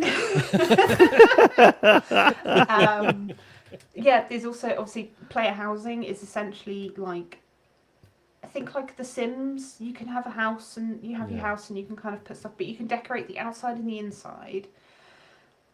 With the inside, actually no, with either of them, basically what you can do is items that you use to decorate your house, you can scale them, so you can make them bigger or make them smaller. You can then bring up, I can't remember what it's called, but it's the little circle with the 3 different axes on it, so you can properly tilt everything. You can then clip things through other things. So the levels of insanity people have got, like, it's really simple things, like if you get a window, tilt it, put it on your roof, on like your ceiling, and then get a lantern and clip that behind, it will look like there's sunbeams coming through a skylight. Oh yeah, so they've got really creative then by almost breaking stuff. That is like tiny baby brain level compared to what some people have been building. Like, I'll see on TikTok and I'll be like, I genuinely don't understand how you've done that. Like, are you saying that Animal Crossing could learn a lot from World of Warcraft? Is that where we're going with this? If World of Warcraft adopted that level of customization, there would be people who would not see the sun for many days. James like, Farley. I mean, it happened with me, like, the first... When housing first came out on the servers, I was playing around with just, like, the exterior of my house. And I got it looking really nice. It had, like, some strings of, like, fairy lights and loads of foliage and stuff. It looked really, really, really cute. And then I looked and I was like, oh, 4 hours have gone past. And I didn't realise. And I'm like, I'm just playing around my house. There's still all the other stuff on this expansion to come. Like all the story, the raid, the dungeons, the new prey hunt system, delves, like all the normal side you'd expect to come with a new World of Warcraft expansion. And then they just added on like housing, which in itself is like a whole ridiculous thing. It's also been quite funny as well, because when you're questing through the new zones and the new story, normally when you do that in previous expansions, your quest rewards would be like, here's a new pair of gloves, or here's a new helmet, or here's a new weapon. Now, all the quest rewards are like, here's a chair, here's a cushion, here's a bookshelf, and it's just, you're just getting stuff for your house. Yeah, that's why it's not. That's why it's like. Yeah, it's been. It's so good. It's really nice. Really well, it's good to see you going back to it. I cannot believe that thing is still going, but obviously it's still got a massive fucking following. It's great. Yeah. I can't quite realise. I can't like. So there's one achievement which is called what a long strange trip it's been. And it is like a meta achievement that you get for getting the completed achievements for each of like the world events that they do. So there's like a thing for Valentine's Day, a thing for Halloween, a thing for Christmas, and a thing for Easter. And you get a bunch of smaller achievements during that event. You get the main achievement for the event. You get the main achievement for every single world event. You get the big one. I've got one more achievement on one of the events to get, and then I will get that full thing. I keep missing the event that it's in. I think it's in Easter. I mean, that's very soon. You need to be prepared. Yeah. If it's Easter, you've got to focus. You can't be waiting another year for this thing. If I get that achievement this year, because if you click on the achievement, you can see when you got all the other achievements. The first achievement I got in that big meta one was in 2008. So if I complete it, it's literally been like 18 years to do this achievement. But to be fair, that is a lot like my Crackdown finding the last orb thing. So, not too far from that. Okay, cool. Well, World of Warcraft is still alive and world in the world of video games. I keep saying it's like smoking. You never really quit. You think you've quit, and then you're in a beer garden on a sunny day, and you've had a pint. You're back involved. You're like back on the PC. B&H, get me some B&H. Yep. Is that everything you've been playing, Sarah? Yeah. Then have we got time for questions? I mean, not really. We've been going for fucking ages. No, I know. Should we park them for next week? Yeah, there's only be three of us next week, so we'll need more stuff to read out. Yeah, it's our big 10th birthday, isn't it? Next week, our 10th birthday episode. Oh shit! Yeah.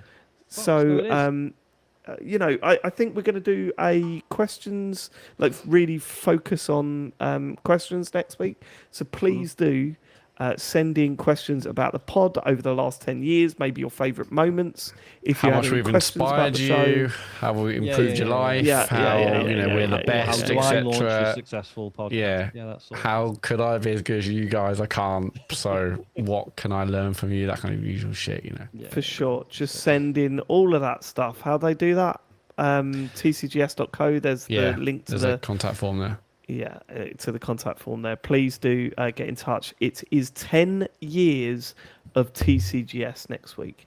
And of course, a big part of those 10 years has been Sarah Dyer, who returns. Thank you so much for being on the show, Sarah. You're very welcome. Have you got anywhere you want to send people? Get World of Warcraft?